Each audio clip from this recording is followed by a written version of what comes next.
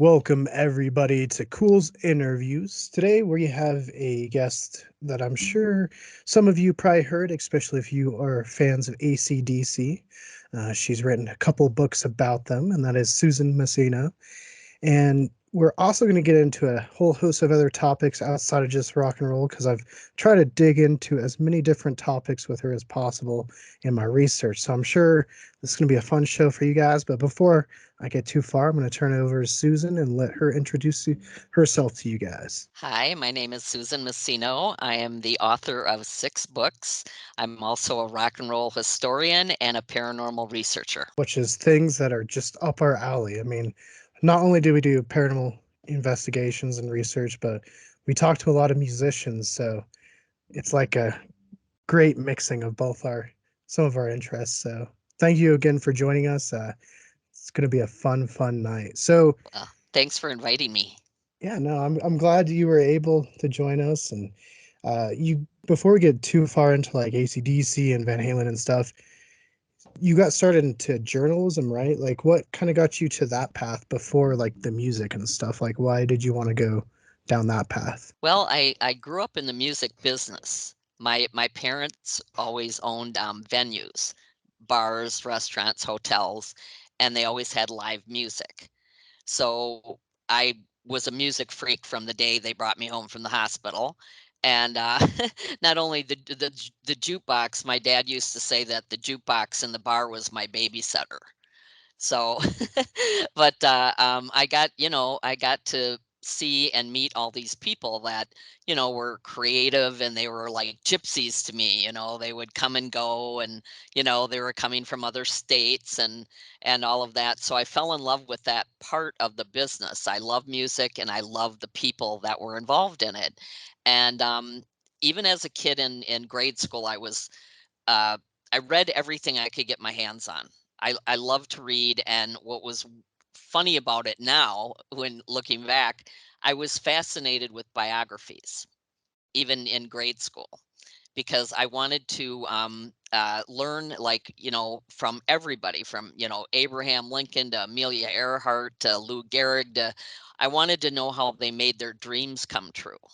So that's what I was really fascinated with, and I had a knack for writing. I would write poetry and things like that. And when I was in my early 20s, I started meeting all these. I was in Madison, Wisconsin, where I grew up, and I started meeting all these bands and musicians. And I really wanted to find a way to work, but I didn't perform. I had stage fright. I played a little bit of guitar, but it wasn't my thing. And I was at a party one night, and I met so many other people. I met lighting people, sound men, agents, promoters. And I met a couple of guys that had a music paper here in Madison called the Mad City Music Sheet, and I decided that I was going to write for them. And there were no girls writing for any paper at that time. It was a boys' club, and I worked my way into it, and I finally got them to let me start writing articles, and that's how it all started. Yeah, and it's fascinating because like to like me and Sam, all the bands that you talk about are like so influential to so many musicians that we know. Mhm. And you were able to witness them before people even knew about them, right? Exactly. Like, I was in a perfect place, the right place at the right time. right. And so how like I've listened to some stuff, so I think I know the answer, but how has like AC/DC changed before they were big to now? Or how are they still the same? They're the same. They were when I first met them, nobody knew who they were. I didn't know who they were, you know. They were on the Let There Be Rock tour, summer of 1977, and they were getting no airplay here in the US. So I had no idea who they were, what they sounded like, and I was, trying to get my foot in the door at the paper. So of course they sent me they gave me an assignment, and they said the promoter is got a band coming in to this club called the Stone Hearth in downtown Madison, and they need a gopher. They need somebody to set up the dressing room and, run errands, do whatever, they need you to do. And no pay, of course. There was very little pay ever. And as I was leaving, I turned around because I had seen everybody. When I was in high school, and we have the Coliseum, it's called the Dane County Coliseum, used to have bands like every single week. And I saw everybody. I saw Black Sabbath, Deep Purple, Cream, Fleetwood Mac when they opened for someone else. I saw all these bands. So I really thought that I'd seen everything. And as I was leaving, when I was told, they need you at 4 o'clock, so be downtown at 4 o'clock, whatever. And I'm walking out the door and I turn around and I said, well, hey, what band is it? And my editor, Gary, turns to me and he says, I don't know, some band out of Australia called ACDC. And I didn't think anything of it. I was like, okay. And when I met them, they were broke, broke. they were they were this was their first US tour.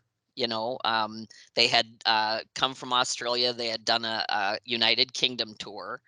And so this was their first time in the United States. And they were riding around in a station wagon. They had a 26-foot rider truck with a 3-man road crew, and they were so funny. I mean, they're just really kind and a little bit salty as far as the things that they were saying to me at the time that I didn't understand, but I learned later what they were talking about. And we just hit it off. I mean, I think we had very similar senses of humor, very very dry and sarcastic, and that sort of thing.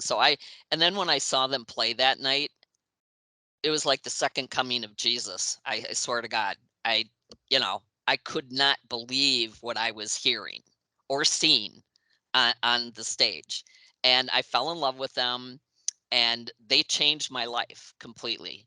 And to this day, when I do get to see them, it's usually on tour. And Angus and God bless Malcolm, they're all the same. They're still funny, very down to earth. One time I said to Malcolm backstage, I think it was on the Ball Breaker tour, I I said to him, I looked at him and I said, "Aren't those the same jeans you were wearing back in '77 when I met you?" So so very, and he said, "Yeah, probably." So they're just as kind and very humble. And I think that the key to them is not only did they not let anybody influence them into being different or more commercialized, maybe. I don't know if that's the right word, but they always have remembered they came from nothing. They came from no money. They toured. Oh my goodness! When I researched my book, The Story of ACDC, Let There Be Rock, I literally broke it down a week at a time because I wanted to be so thorough with it. It was, such an important project for me. And I didn't find a break more than 2 weeks long for 7 years. That's how hard Dang. they toured. So, It's amazing they're still going because that can burn people out for sure. oh yeah, yeah. Well, I mean, they had their casualties. I mean, Bon passed way too young, and Phil, ended up having problems, and I know that I think that had a lot to do with Bon's death. And then Malcolm, had to go in and quit drinking at a point where, and personally, I always think that, they never really took time out to mourn Bon's death. And that kind of played out slowly over the next few years after Bon died, and it took its toll, definitely, because they adored Bon. I mean, Bon was just, I can't say enough about how cool he was. Right. Yeah. Do you want to tell us if you have any stories about Bon Scott? Because you got to know him a lot better than any of us for sure did. So Oh yeah. Oh, geez. One of my favorite stories is I always usually took somebody with me. I would always have somebody along with me. And this was in 78 that they were opening for UFO. So, I saw them in bars, and then I saw them, start opening for people, and then finally headlining. So it was such an exciting thing to watch. But when they were opening for UFO, they were at the Riverside Theater in Milwaukee, and I brought my sister with me, and we got to watch the set, their set, and I went into the dressing room with my sister and Angus, and we were talking during UFO's set. And Bon was the Riverside's got a lot of little dressing rooms. It's a very old theater, and Bon was in a different room, and he had taken a tray of like horseradish, little cups of horseradish from the deli table, I'm assuming, and I don't know, I think he might have cut himself shaving or something, but he put a drop of blood in each of the cups, and he put it on a tray. And so we're sitting there talking with Angus, just hanging out, and Bon comes in. Now Bon thinks that he's gonna freak my sister out. Now my sister had been in the army. She was in the army, so it takes a lot to really freak her out. And so he comes in and he swoops down and he sticks the tray underneath her face and he goes, "Would you like an hors d'oeuvre, madam?" And she looked down at the tray and she says, "You're going to need a transfusion, Bon, because it's coagulating." And Bon laughed so hard he almost dropped the tray. He reeled out of the room and you could hear him laughing all the way down the hallway. And that was just Bon. He would do anything to make you laugh, no matter what. So, and sweet, the sweetest man. I mean, when I researched him, even, his ex-wife, his, ex-girlfriends, whoever I was able to access, not one bad word could I find about Bon. Not one. He was a true gentleman and a sweetheart. Oh, that's great. It's crazy for me to think of just like AC/DC playing in a bar. Like, Oh yeah, yeah. Right. Oh I yeah. mean, No, the best. I mean, and actually, I'll tell you one of my favorite stories is at night two. okay. Is that they had all the road cases on stage, and this is a theater, okay? And when they played, they said we could watch from behind the road cases. If we ducked down, we were right on stage with them. And the energy of being on the same stage as AC/DC when they're playing, oh my God, my favorite part of it, not only the band, of course, but watching the audience. Because seeing the audience that had never seen this before, they were, as they say, gobsmacked. I mean, they were just like, "What is this?" And so we were bent down behind some anvil cases. Okay, so now Angus has got his cordless guitar. He started that in December of '77. Ken Schaefer invented that. And so he didn't have the cord problem anymore to get through the crowd. And of course, he got on Bond's shoulders and they went out, through the audience, and then they went up into the balcony. And we're ducked down, and he's wailing away, never misses a note, no matter what. And pretty soon I see Bond come back, and Bond's back on stage, and Angus is wailing away, but there's no Angus. And I was thinking, well, what? Where did he go? And all of a sudden, I feel this little tap on my elbow, and Angus is ducked down behind me, playing. And he looks at me. I don't know how he managed to even touch me while he was playing, but he went like this. And so I leaned as far over to the left as I could, and he ran out on stage. And the audience just exploded. And that was one of the coolest things I've ever done. Really. No, that sounds like I just listening to it, I could picture like all the energy and stuff. Like it sounds really Yeah. fun. Like Mhm. Well, once in a I didn't know where he was, and here yeah. he's like right behind me. and I had no idea at all that he was behind me, so it was really cute. That was one of my favorite memories. That is No, really that cool because yeah, I've that's awesome. definitely I was at a show, like shows, more shows that I've been to nowadays have been more electronic than like live music, which is kind of how things have slightly turned. Mhm. But my cousin was playing at this festival and like they did live music and they were earlier on in the day. But him and I were both really big fans of the gentleman that was playing later that night, and he kind of like snuck me backstage because like I had a VIP pass, but he got me back stage because he was in there and like they didn't really check the passes at the time, but we were able to go back and I was able to meet some like of the artists that I like listened to when I like as I was growing up and that like we listened to and hung out with. But like I saw kind of a similar experience, but not, but like differently, I guess is the best way to explain it. But like we were up on stage and the gentleman named Tipper was playing, and we were watching it like from the side, and like I know what you mean by like watching the crowd of people who haven't heard that music before that are just like Yeah. sitting there just like wow, this is intense. So Oh, like yeah. it's really cool if you're able to get to like a be able to watch the crowd from like a side place. Right. Yeah. It's It's really awesome.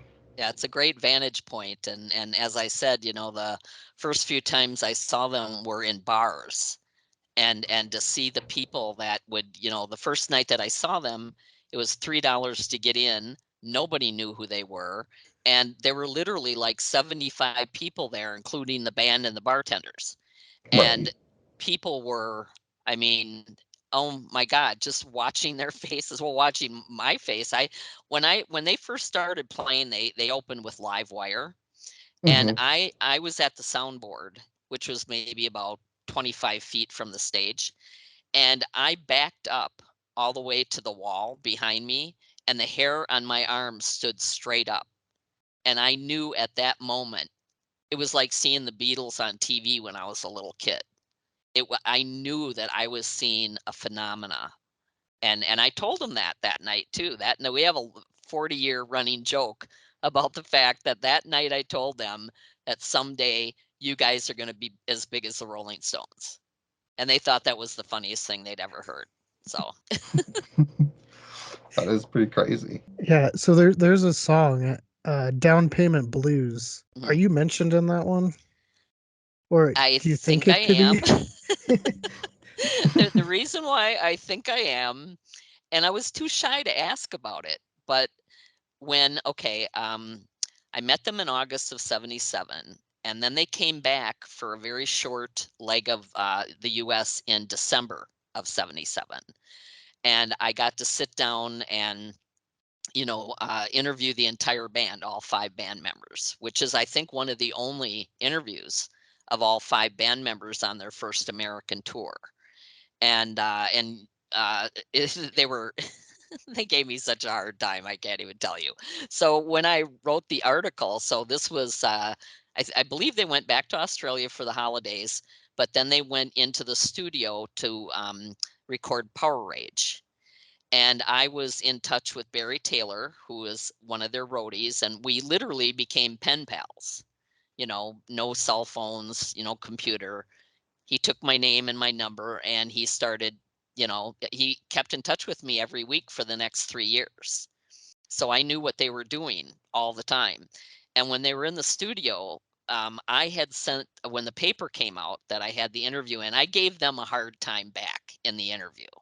I definitely, I gave it right back to them because of I mean, one of my questions in my interview, because I was naive and I was a kid, I didn't know what I was doing. And I said to Bon, and Bon sat right next to me when we did the interview. And this tape recorder, my little Panasonic, which I still have to this day, was sitting upright between our legs, and we were recording. And I said, "Well, you guys just got back from the United Kingdom." I said, what's the difference between the audiences, in England versus America?" And Bond looks at me and goes, "One's English and one's American." So that was, and I'm not going to get into other things that they said during the interview, but it was they gave me a really hard time, so I gave it right back to them in my article, and then I sent the papers to Australia so they got to read what I wrote about them, and they thought it was hilarious. And my friend Barry Taylor, as they were recording that album, he kept bringing up to me, I helped Bon with some of the lyrics. And I was so naive and shy about it that I didn't say, "Oh, well, what were those?" or what song was that? Or, what did you help him with? And then my name is in Down Payment Blues.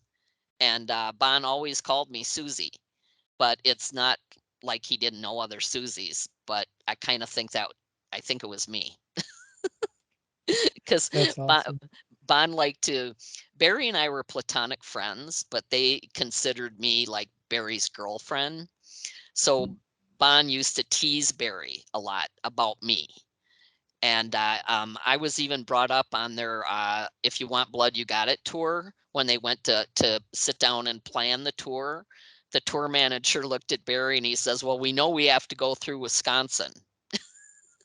So they used to razz him a lot. And actually, they opened the tour, If You Want Blood, You Got It, in Madison at the Coliseum here in Madison, Wisconsin. Oh, nice. That's So, awesome. but I kind of think I'm Susie in Down Payment Blues, but I can't give you, a final Yeah. answer. But, circumstantial evidence is definitely there, right? Well, Absolutely. the fact that Barry brought it up at least 3 times that he had helped Bon with some lyrics, and I didn't think anything of it. I never dreamed in a million years that it would have anything to do with me, you know.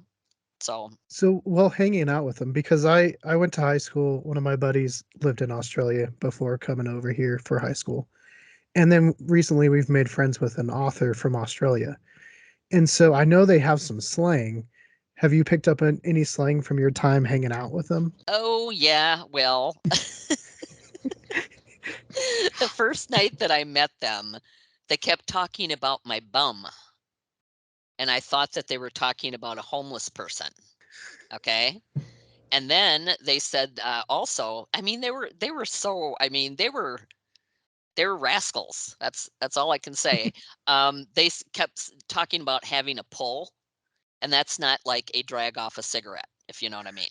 So, so yes, I learned a lot of slang, but it was we had so much. They had like the Scottish Australian mix accent, and then Cliff was, from Liverpool, so he sounded like a Beatle, and so they all had, very distinctive accents, and it took me a while to get used to that, but yeah, I learned a few things. It was funny because I was just thinking back to my buddies from Australia, and I was like, I can kind of picture it. They've all kind of had that personality. So I know your book has a special dedication to a kid that was a big fan of ACDC. Did you want to tell that story? Because I found that very touching when I was listening to that. Yes, it's one of the names in the dedication of Let There Be Rock is to Cody Jessup. And he was a 15-year-old here from Wisconsin who was dying. I believe it was bone cancer. And I've worked with Thursday's Child. It's like Make a Wish Foundation here in Wisconsin. And a friend of a friend, they got the wish from Cody that he wanted to meet Angus. That was his wish. And somebody told them about me and said, "Well, if you want to try to get a hold of ACDC, you need to talk to her." So they got a hold of me and they told me the circumstances.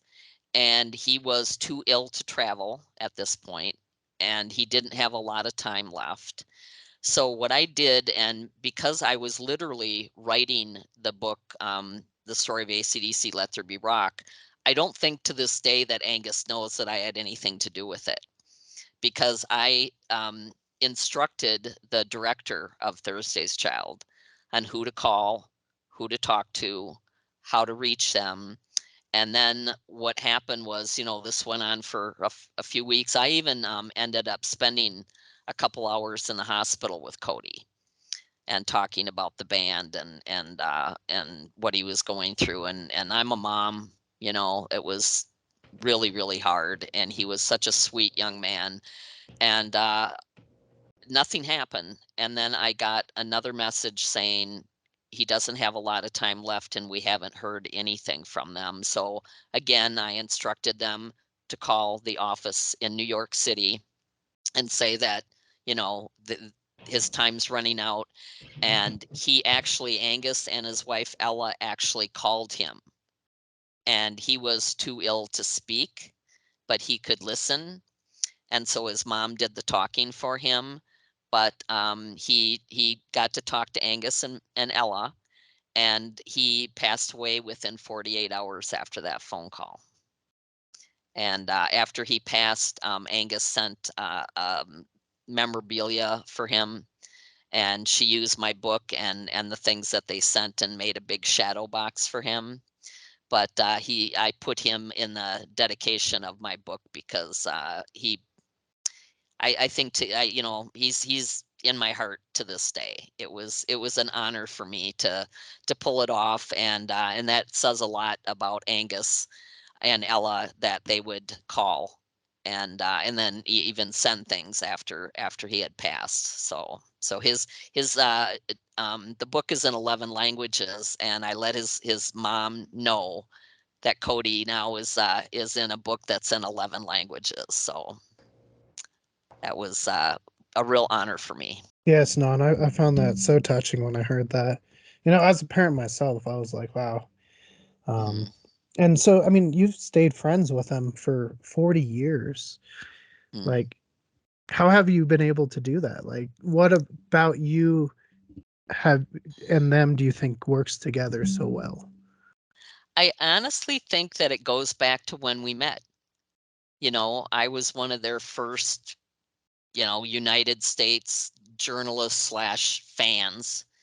And of course I give Barry Taylor a lot of that credit because, he was the one that was keeping in touch with me on a regular basis. So I always knew, um, what they were doing or what was going on tour. And I think also that I got to know Bon, and every time that I've seen them for, the last 4 decades, we always talk about Bon. That's one of the first things that, comes up in conversation. And I I I always give them at the end of a visit. I always say, "Now can I say you're as big as the Rolling Stones?" I I have to do it. I have to say it. Okay. So, the third night of the Black Ice tour in Chicago, I hadn't seen them because I don't see them till they go on tour. I don't go to their houses or anything, but myself and my son were invited to visit Angus and Malcolm after the show at the Allstate Arena in Milwaukee in November of 2008. It was the third night of the Black Ice tour, and it was such an incredible visit. But of course, during that visit, I'm sitting on a love seat with Malcolm, and Angus is in a chair, and my son's sitting on Phil's practice drum set because that was the only other seat. And he was 14, and he was, amazed and over the moon because he grew up with AC/DC. And then when they announced the Black Ice tour, he's like, "I'm going to get to meet him, right?" And I didn't have any guarantee he was going to meet him. I was like, I'll do my best, but I don't know. And we had like a 45-minute visit with just Angus and Malcolm at the end of the night. And I said to Malcolm, I said, okay, now can I say that you guys are as big as the Rolling Stones? And he shakes his head and he looks over at Angus and he goes, "I don't know, but I know we blew them off the stage at the SARS benefit." And then they both just giggled like little naughty schoolboys, And then the last time I saw Angus was in Chicago. And again, saying goodbye, I said to him, "Okay, now can I say you're as big as the Rolling Stones?" And within a second, nope, Mick and Keith will always be taller than us. So they won't take the compliment. They refuse. Oh, that's so funny to listen to, though. Like, it just, I think it says a lot about them that even though they've gotten so big, Mhm. to the rest of the world, they're still kind of those people you met back in the day, Oh, they are. personality wise. It's Yeah. awesome to hear. I love it. Mhm. Yeah. No, I think that's what it was, is that they met me on one of their first dates in the US, and then I wrote about them, and I've written about them, many, many times. And actually, the Let There Be Rock book I was hired to do. That was not my idea at all. So, I just, I've always written about them, and then, we go back. I think that has a lot to do with it. Of like, I was there in the beginning when they were not very well known, and I was, oh my God, what a cheerleader that I was for ACDC. I talked about them constantly to everybody. So Well, yeah, now you're like one of the leading people as far as knowledge about ACDC. I would say for sure. Like, during the doing the research for the interview, I'd type in your name and it was like ACDC, ACDC. So I think like everyone, like, and it's so cool that you're able to share all the stories. And yeah, I find it so fascinating. Sam, I'm trying not to take, I'm trying to be good this one. Do you Sorry, have anything you want to jump in real quick with? sorry. Cat just jumped in my lap and trying to get settled. he's an uh, ACDC fan. oh yeah, she definitely grew up on a bunch of various different types of music. Ah. Also a little crazy partier too. Broken into some catnip sometimes, and just like I come finding the bag just tore open and just like half of it gone, and I'm like, kid, what are you doing? Stop. um, that's kind of a silly question, but oh well. How do you think like they kind of like molded and shaped like the music scene to becoming like what it was, and then also transforming into what it is now? Well, I think I always said that, when I first heard ACDC play, that it was almost like hearing rock and roll for the first time, even though, I grew up on the music from, the 50s on up, of, all of it. I loved all of it, but they I have always admired them so much for, as, Malcolm would always say, we're a rock and roll band. And they stuck to their guns. They never changed out producers every other album, which I've seen some bands do. And it's not a good decision, in my opinion.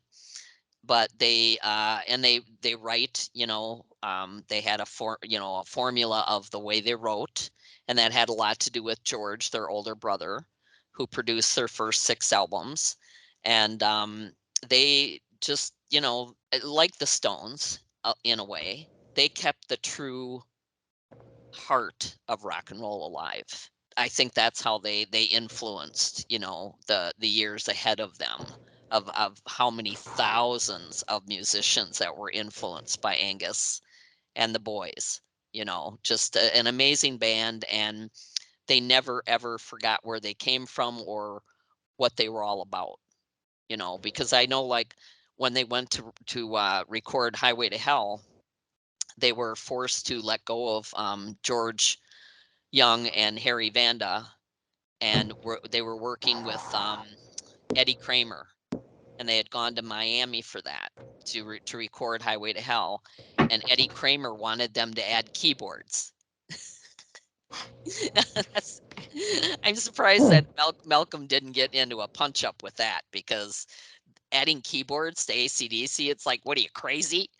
And so I always say that there were 6 people that lost their jobs over Highway to Hell, and that was the Eddie Kramer, Harry, and George, 2 guys at Atlantic Records that pushed the idea, and their manager. They all lost their jobs over that.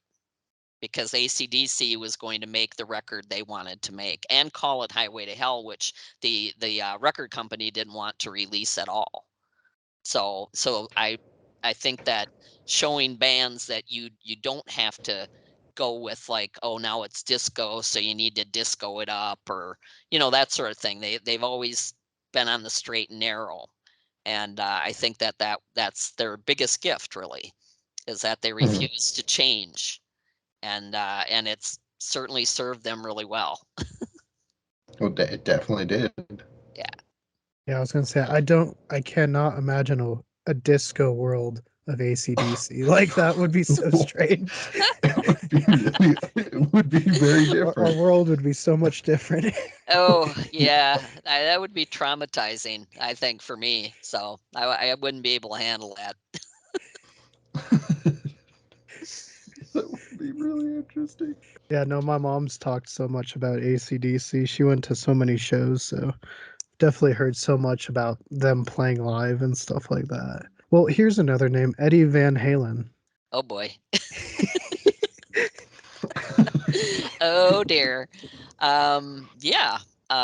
Okay, let's see. I was working now. I went from the Mad City Music Sheet to a newspaper called the Emerald City Chronicle, which came out every 2 weeks, and it was big, like 11 by 17, had a color cover, and in those days, in the late 70s, you had print, radio, and TV. So print was very powerful. So as a paper, we got everything. We got albums, we got tickets, we got photo passes, we got photo shoots, we got we got whatever we wanted, because we were promoting the bands for these promoters. And so it was a great relationship that we had. And so I'm like a crazy AC/DC girl now. Not much is phasing me from August of 77 until I think it was late January, maybe early February of 78. We got an album in the mail, which we got a lot. We got a lot of those.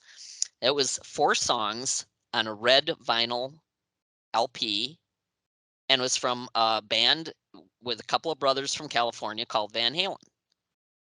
Okay, so put that on the turntable, and again, mind-blowing. Completely mind-blowing. I mean, one of the things I said about hearing Van Halen for the first time was like putting on a pair of rose-colored glasses. The world wasn't the same tint anymore. So they were on tour, their first tour, with Montrose and Journey, or Journey, Montrose, and Van Halen. Journey was the headliner. And they were to play the Orpheum Theater here in Madison, Wisconsin. And we were, over the moon about it. We were super excited. The paper, I mean, oh my goodness. I had to be on the phone. I handled all the record labels.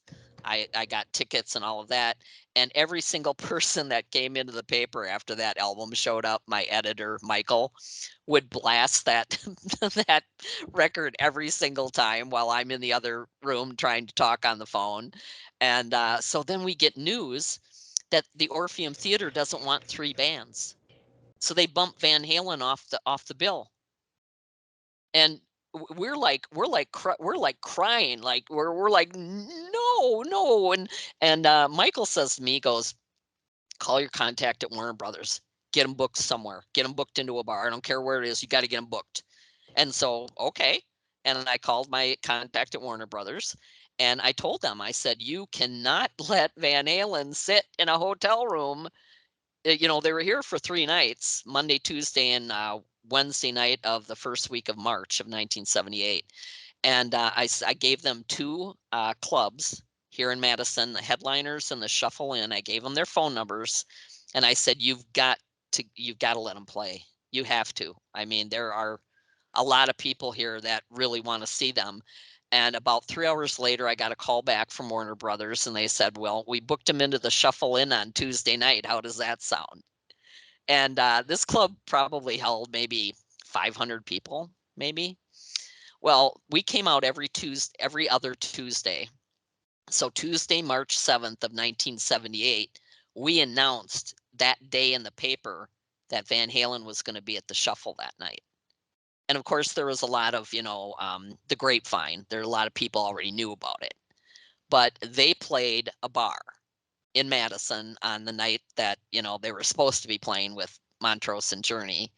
And I swear to God, there were so many people in that bar that night by the time that they hit the stage that you couldn't go get a drink, you couldn't use the restroom, you couldn't move. Wherever you were, that was it. And I got to go early and hang out with the band before they played that night. And Eddie, he had his little practice amp, and of course he's always, had a guitar in his hands the whole time. And he was so sweet, really soft spoken. Unlike Alex. Alex was crazy. I'm just gonna say that right now. Sorry, Alex, but fun crazy. It's fun crazy. And then you had David, David bigger than life, and Michael Anthony, very down to earth, very sweet guy, and Eddie, very quiet, very quiet. And he asked us, he said, "Do you want to hear the first song that I ever learned on guitar?" And who's going to say no to that, right? So he Right. played Pipeline, and he did that. He played that, and then we took pictures because they're going to be on the cover of our paper. Now, these guys were, I hung around AC/DC. I'd hung around at a lot of bands, and these guys were a little, to me, they were intimidating. They were like, I don't know if I want to get too close to this. And so we set them up to have, the cover shots. And then Tom Giles, our photo editor, always would tell me, jump into the shot. I'll get a shot with you in the band. And I was so like very shy. It's amazing that I did what I did, but still being as like shy of a lot of things, or a little bit, like I'm no, I don't look at me. I'm just over here. And so he said, jump into the shot. And I said, oh, no, that's okay. And he goes, get in the shot. I'm going to take a picture. And I said, no, no, I'm okay. And the band, oh my God, the band started like fake crying and going, oh, that's okay. We're not good enough for you. We get it. We're nobodies. That's all right. And so I walked up to them, and David, Michael, Alex, and Eddie, I said, do not touch me, because I figured somebody's going to get grabbed. Okay. So I stand there, and I cross my arms like I don't care who these guys are. And I did that on purpose. I did that with AC/DC too, because I thought, and I'm 21 years old. How would I even come up with this? I thought it would be hilarious because I knew that both of these bands were going to be internationally famous. And I thought years from now, it's going to look hilarious that I look like I don't care. That's So smart. Long game. yeah. So I crossed my arms, and I, had this look on my face, and David touched me on the elbow, just ever so slightly, like he's holding my elbow a little bit. And Michael didn't touch me. Alex, of course, puts his head right next to my head so I could feel his hair on my neck and stuff, but he didn't grab me. But then Eddie bent down, and I thought, well, he's just trying to get into the picture. Well, everybody's giggling, and I don't know what's going on. And even the photographer is giggling. And I'm thinking, well, what's so funny? I mean, just, I'm like, just take the shot, get it over with. So he takes the picture, and a couple days later, it comes into the office, and he goes, you want to know why we were giggling? And I said, yeah, I'd love to know why you were all laughing. What the hell was going on? And Eddie, and now I had these wide, it was, 78, right? I had these wide leg dress pants on, and a very, like sweater, very, I don't know, very nerdy. I was dressed nerdy. And and and Eddie bent down and put his hands around my upper thigh. But if I would have felt it, he would have got punched.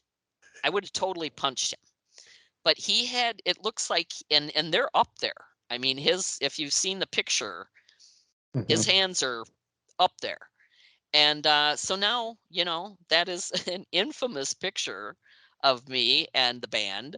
And and I got to, I knew, I mean, that was the funny part about Van Halen, is that they knew that they were going to blow the world away.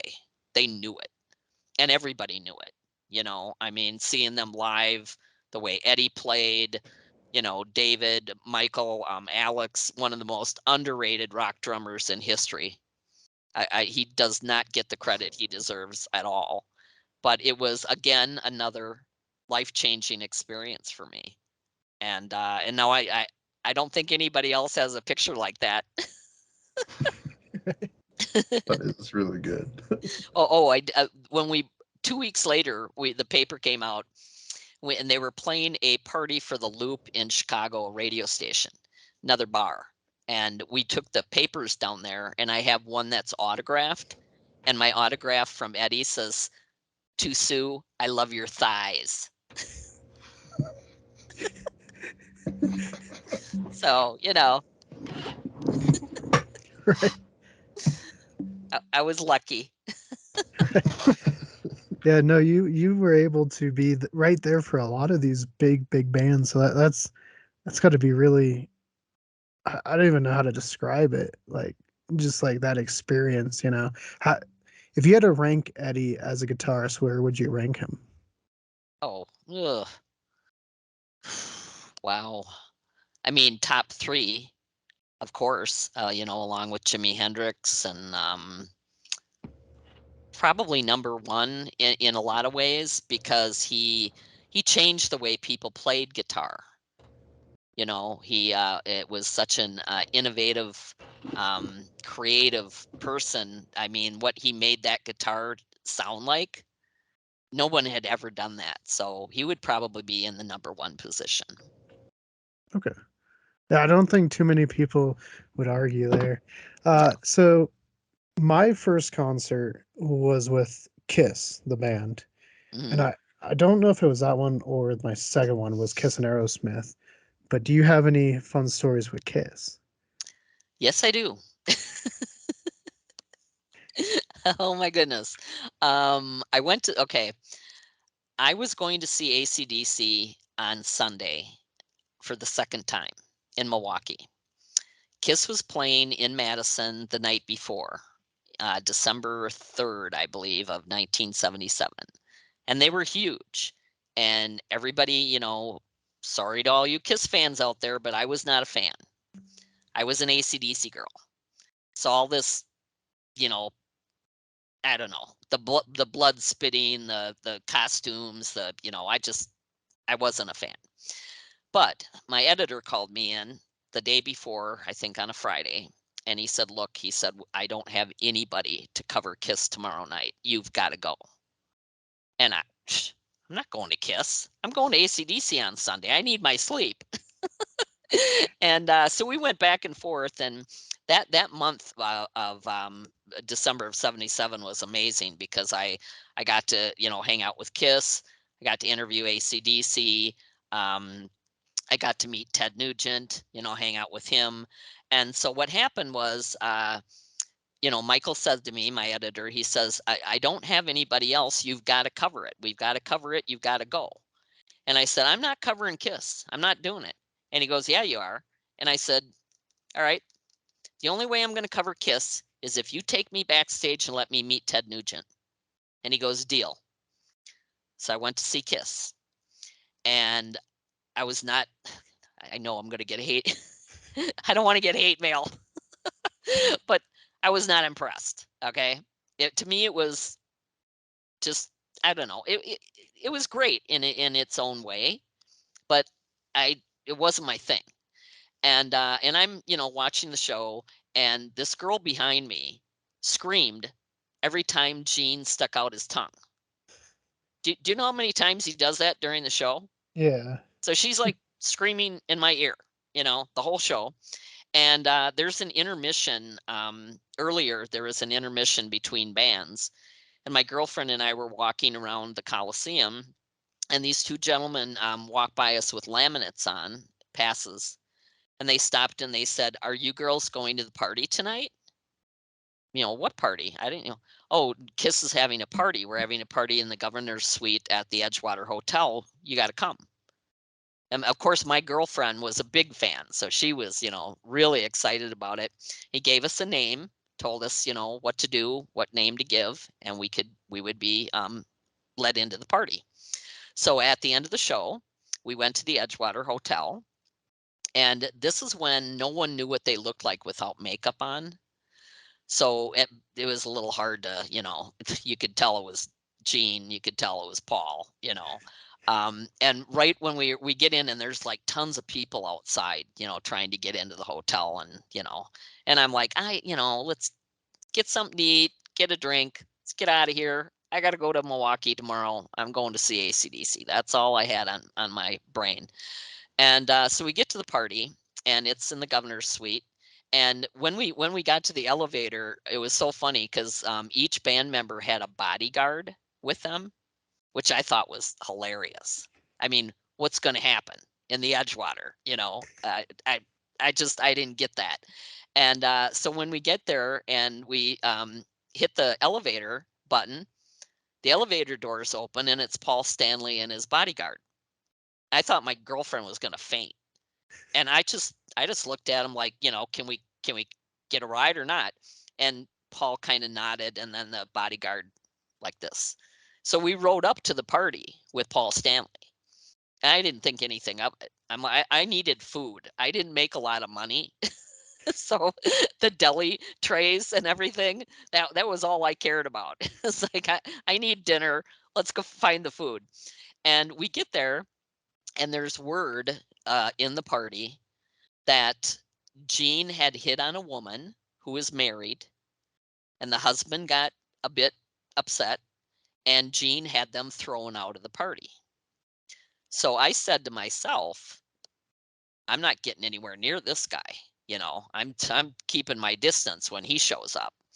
So we're at the party, and of course, at some point Gene walks in, and he's like 6'9" with his platforms, and he's got a brown pan velvet bodysuit and all these gold chains and this big afro, and he could see everybody because of how tall he was. Well, every time I'm at the other side of the party eating, which is there's a lot of good food there that night, so that I was chowing down, and every time he'd look over at me, I would turn away, and every time he'd come over to my side of the party, I would go to the other side of the party. So I did everything I could to avoid him. So later on, there was another party going on the floor below us in a smaller room, but it was some people were down there, and I got bored, of course, and I wanted to roam. So I grabbed my girlfriend and I said, "Come on, let's go see what the party downstairs is like." So we leave the party, and we go down the hallway. And Gene also, I can't leave this out. Gene had a belt buckle on that had a dead tarantula encased in like plexiglass or whatever. That was his belt buckle. And I came up to about his belt buckle because I'm only 5'5" and I had low heel boots on. So he was very much taller than me. And so we hit the elevator button again. The doors open up, and I look right into a tarantula. And I look up and go, "Oh, hell no." And I turned around and I started walking down the hallway like, "I'm out of here. I'm going. I'm leaving." And Gene started to follow me. And he was following me and following me, and he kept trying to stop me. And he says, "Hi, I'm Gene. I'd like to know what your name is." And no, no, you don't. I wouldn't look at him. I said, "No, no, you don't. No, you don't." He said, "No, I'd really like to meet you." "No, no, no, you don't need that." And we get to the end of the hallway where there's nowhere to go, and I won't look at him. I will not look at him eye to eye. And so I'm staring at the floor, and I notice his boots, and I go, "Oh, wow, those are really cool boots. Can I see them?" And he goes, "Well, of course." And he leaned over to pull up his pant leg, and I ran out the exit door at like 100 miles an hour. I'm going down the stairs, and my girlfriend's chasing after me. She goes, "What are you doing?" I said, "I'm running away from Gene Simmons. What do you think I'm doing?" So I ran away from Gene, And then the funniest part is that AC/DC did about 6 shows with them shortly after this night. And my friend Barry called me from, I think it was Indianapolis. Kiss was on stage. Barry was on a payphone in the backstage area, and he calls me up and he says, "What did you do to Gene Simmons?" A- And I'm thinking, "Wh- what? What? What do you mean? What did I do to Gene Simmons?" And he goes, "He has told everybody about you. Everybody. He says that when you go to Madison, it says to the ACDC guys, if you're ever in Madison, there's this crazy blonde journalist. You've got to meet her." And he died laughing when they go, "Oh, Sue, we know her. We already know her." And Gene, I think I might be the only woman that ever ran away from Gene Simmons and lived to tell about it. So, yeah. That's funny. Yeah, I was working one time because I used to work for a real estate place, and I was typing, and my dad's like, "You're not gonna guess where I'm at." I'm like, "Where?" And he's like, "Chicago," and I'm like, "Well, now I'm sad because that's like my favorite city, right?" And he's like, "Yeah, I'm just hanging out with Kiss." I'm like, "You are not hanging out with Kiss." And he sent me a picture of him with Gene Simmons and Paul, and I'm like, "What are you doing hanging out with Kiss in Chicago?" Like, Oh my God. No, I partied with Ace and Peter, and they were, you know, they were a little bit crazy, and yeah, I I don't know if I want to go into that. You can read it in my book. But yeah, that ended up being a night that I did not. I intended on going to the party, eating, and going home and going to bed. And I didn't get home until about 8 o'clock in the morning. So it an was a all long night. nighter. Yeah. Yeah. You were on a TV show about your son and about the Mhm. Titanic. Yes. Would you like to go into that a little bit, or as Yeah. much? I mean, honestly, you want to talk? I'm good with it. Well, okay. Let's see. How do I start this? When my son was 4 years old, we had gone out and left him with a babysitter, and the movie Titanic was on HBO. And when we came home that night, we found out that my son woke up and came out, and the babysitter let him watch the end of the Titanic. He's 4, and we were not happy. We're like, that is not exactly the movie that I would sit a 4-year-old down and say, "You want to watch the Titanic go down? Here you go." But that happened.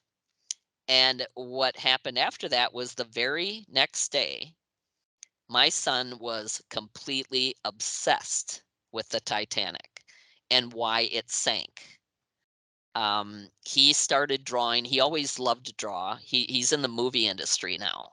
So he's a CG generalist matte painter, and he works on movies and, Stranger Things and all kinds of stuff. So he started drawing at a very early age, and for the next 2 weeks, he drew and painted pictures of the Titanic from memory. He was not looking at a picture and copying it. He was just feverishly, you know, drawing the Titanic, painting the Titanic, and talking about the Titanic, that there were mistakes made. They cut corners they shouldn't have cut. He believed the men in the boiler rooms died first, and he would cry over that. He would literally cry over the men that died, and they shouldn't have been, and the third class people that couldn't get out. And he was just beside himself, and we thought this was kind of a phase, it'll fade away. Well, it did not fade away. And he had so much information, between the ages of 4 and 6 years old. The information he had on the Titanic that we didn't even know until later on when they started doing documentaries on the Titanic. But he started having night terrors, which a lot of kids do. It is common. But he would wake up, he'd fall asleep, and within about an hour, he would wake up and he'd come running out of his room, and he'd be opening all the doors trying to get out. And we would have to, block him from the stairway. make sure he didn't hurt himself. Our doctor advised us, not to shake him out of it, to let him kind of get through it. And one day, of course, he brought home a picture of the Titanic like every day from school, every single day. I mean, even, you take a kid somewhere and they have like the placemat with the crayons for dinner. Every single place we ate at for 2 years, when we left, there was a picture of the Titanic on a placemat in the restaurant, fully done during dinner. It was it was crazy. And I believe in reincarnation. So I believed that he was having a past life memory. And one day he came home with the ship, and it had smoke coming out of 3 out of the 4 smokestacks. And I said to him, I said, "Well, did you run out of time? Did they not let you finish your picture? Because there's no smoke here." And he looks at me. He was always so like very laid back and nonchalant about it, like, "Oh, get up to speed, mom," And he looked at me and he goes, "Mama, that was a dummy stack. They didn't use it. It was for show." What? What's a dummy? What's a dummy stack? I'm sorry, back up. But it became, that was true. The 4th smokestack was a dummy stack, and they didn't use it. It was just to make the ship look grander. But he went through that for 2 years on a daily basis. And my daughter is a forensic psychologist, and she suggested, when they brought the exhibit to Chicago in 2004, I think, no, 2000, because he was 6 years old. So in 2000, they brought the exhibit to Chicago, and she said we should take him. We should let him see some of the things that they brought up from the Titanic, and maybe that would bring some closure to him. So we did. We took him there, and all the other kids are like running around being kids, and he's like studying every single. It took us like 4 hours to get through that whole exhibit, because he had to stop and study every last thing that they had. And he was, excited about it, but very somber in a lot of ways. And it was sad. It's very sad, to see the stuff that they brought up from the bottom of the ocean, and how many people had died. And it was a very sad experience. But he comes home, and within about a week to 10 days, maybe, my husband's out rehearsing, because he was my ex-husband. He's a musician, and I was home alone with James. And I'd put him to bed, and he was asleep. And all of a sudden, I heard this pounding on the bedroom wall, like boom, boom, boom, boom. And I, jumped up. I ran down the hall. I opened the bedroom door, and this kid is up on all fours. He's staring at the floor, and he's shaking so violently that the bed is hitting the wall. And I'm thinking, is he having, a seizure or something? Because he was shuddering, And before I could even walk toward him, and I knew that he wasn't aware of me being there. He never looked up from the floor. He was staring at it, and he was shaking. And before I could walk toward him, this voice came out of him. He's 6 years old, and this was a man's voice. And this voice, just the terror was, I can't even describe to you. He screams, "She's going down." And I started to cry, because I realized, oh my God, he's seeing the ship sinking. The ship is sinking. And I sat down with him, and rubbed his back and tried to get him to calm down. And then he finally laid down and went back to sleep. And the next day, when I talked to him, I said, "You really gave Mama a scare last night. You had a very bad night terror, and you were shaking so hard that I thought maybe I was going to call the ambulance." I said, "Do you remember any of that?" And again, he looks at me and he goes, "Mama, the water was freezing, right?" That's why he was shaking like he was. And I said, "Oh, yeah, yeah, the water was freezing." And that's all he had to say about it. And then a couple days went by, and he didn't talk about the Titanic. And then a week would go by, and then a couple weeks went by, and then he never talked about it again. And then years later, they come out with this TV show called Ghost Inside My Child. And what's weird is when I saw the pilot show, I said to my husband, I said, we should get Jamie's, story on there. And sure enough, they ran a pilot show, and then they got a season of shows, and they put out a notice for families that if your child has had a past life memory. Well, we called them, and within minutes we had one of the producers on the phone, and we all had to do extensive interviewing with a psychologist to make sure that we weren't crazy. And we got featured on the TV show, and you can find it on YouTube. It's called Ghost Inside My Child: Disaster Deaths, which is not my favorite title, but yeah, that happened, and now he doesn't have any memory of it really, at all. When they interviewed him, he was 19, and he said to them, they asked him how he felt about it now, and he said, I just remember that the Titanic was as familiar to me as my house. And it was quite the experience. And he grew up to be an incredible artist. And so he either helped design the ship or he worked on the ship, is what I think. You wouldn't believe all the letters I get from parents that also had kids that had fascinations with the Titanic. So pretty I mean, crazy. I know you talked about in one of your interviews a breakable Titanic that would sink. There it is. There it There it is. is. He had it. He had everything.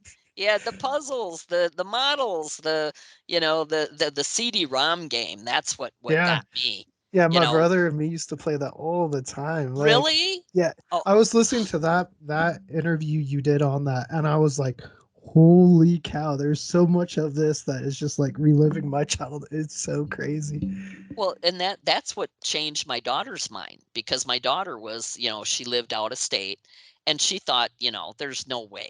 I mean, this is just something that, it's an obsession, it's going to go away. And then she came home for the holidays, and I had her play that CD-ROM game with him. And within 20 minutes, she comes running out of the room, grabs me, pulls me down the hall, and she goes, he knows his way around the Titanic. And I said, what have I been telling you for the last year and a half? And you haven't been listening to me. Because they would, how you knock on a door and they would give you a clue. And they would say, go to this place or that place to get this object or that object. And he would yell at her and say, no, you need to go port side. If you go up that stairway, you're going to end up on the bridge and on the wrong side of the ship. You need to go port. He was a little kid. So he was quite, he could probably teach a course on the Titanic, but I know he doesn't want to. So, Right. Yeah, I know I've heard that in some of your conversations where he just doesn't want to talk about it, which is fair. He's heard about it for so long. Just wants oh, to yeah. Yeah. move on. Yeah, no, we were big, and it's funny because my uncle was really big into the Titanic when my dad was Really? growing up, and he would kind of piece together his own little documentaries about it and stuff Oh like my that. gosh. And my dad moves out and stuff, and he's like, "All right, I'm finally away from the Titanic stuff." And here comes me and my brother, and Oh my no. yeah, my brother has like a replica of the Titanic engines and all this Hmm. and that, and yeah, no, that Yep. I listened to that and you mentioned the breakable Titanic and I was like, holy cow, like I don't There it is. I Yep. don't You know put it in anyone the else. bathtub. Yeah, and it sinks and pops apart. Yes, it pops apart and sinks. Yes. Yes, Yeah, exactly. yeah, no, that was so crazy. But that was at the Museum of Science and Industry, which is a fantastic museum. I took Sam and my buddy Brendan. We flew up from Colorado on a day trip just to Uh-huh. go there in another museum. Oh yeah. But Didn't we hit like three of them in one day? We did a uh, lot in a day. yeah, we hit the Museum of Science and Industry, the Field Museum. We went to Harry Carey's because you got to go if you're in Oh yeah. Chicago, Gotta. and then the Sears Tower because it's my favorite building. My Auntie Irene, when she first took me there, she's like, "I worked in Chicago for 30 some years. I've never spent 4 hours in a building before." Oh Like, no. because we were just up there for 4 hours. I was in love. But you had an experience at that Titanic exhibition as far as a full body apparition. I Do you want did. to go into detail about that one? Oh yeah, that was I've been into the paranormal since I was a little kid. So I was always fascinated with seeing anything like that. And as I said, my son was very obsessed with the boiler room and the men that worked there. So we come, and you're with a crowd, and you're moving slowly through the exhibit, and we come across a boiler, a real boiler that they brought up from the bottom of the ocean. And it's got curtains around it and spotlights and then mirrors on both sides. So as you look, it looks like a whole line of boilers, right? Okay. So it was myself, my ex, my daughter, and James, and he was short, so he really couldn't see the same things that we could see at the time. And I see the boiler, and I'm like, oh God, here we go. He's going to see a boiler for real. I didn't know how that was going to affect him. So I look, and I see all the mirrors. I look to my left, and I see a full oil painting, life-size oil painting of a man shoveling coal into a boiler. And he had on like a news cap, like Brian Johnson wears, one of those caps.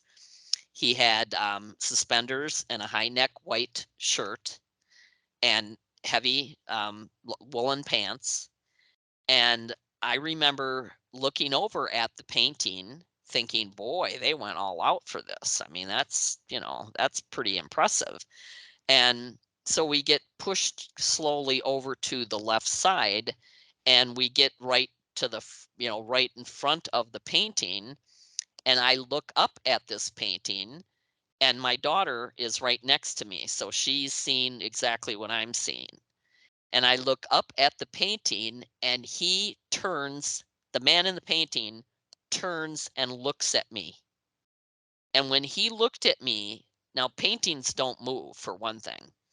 When he looked at me, he looked like I terrified him.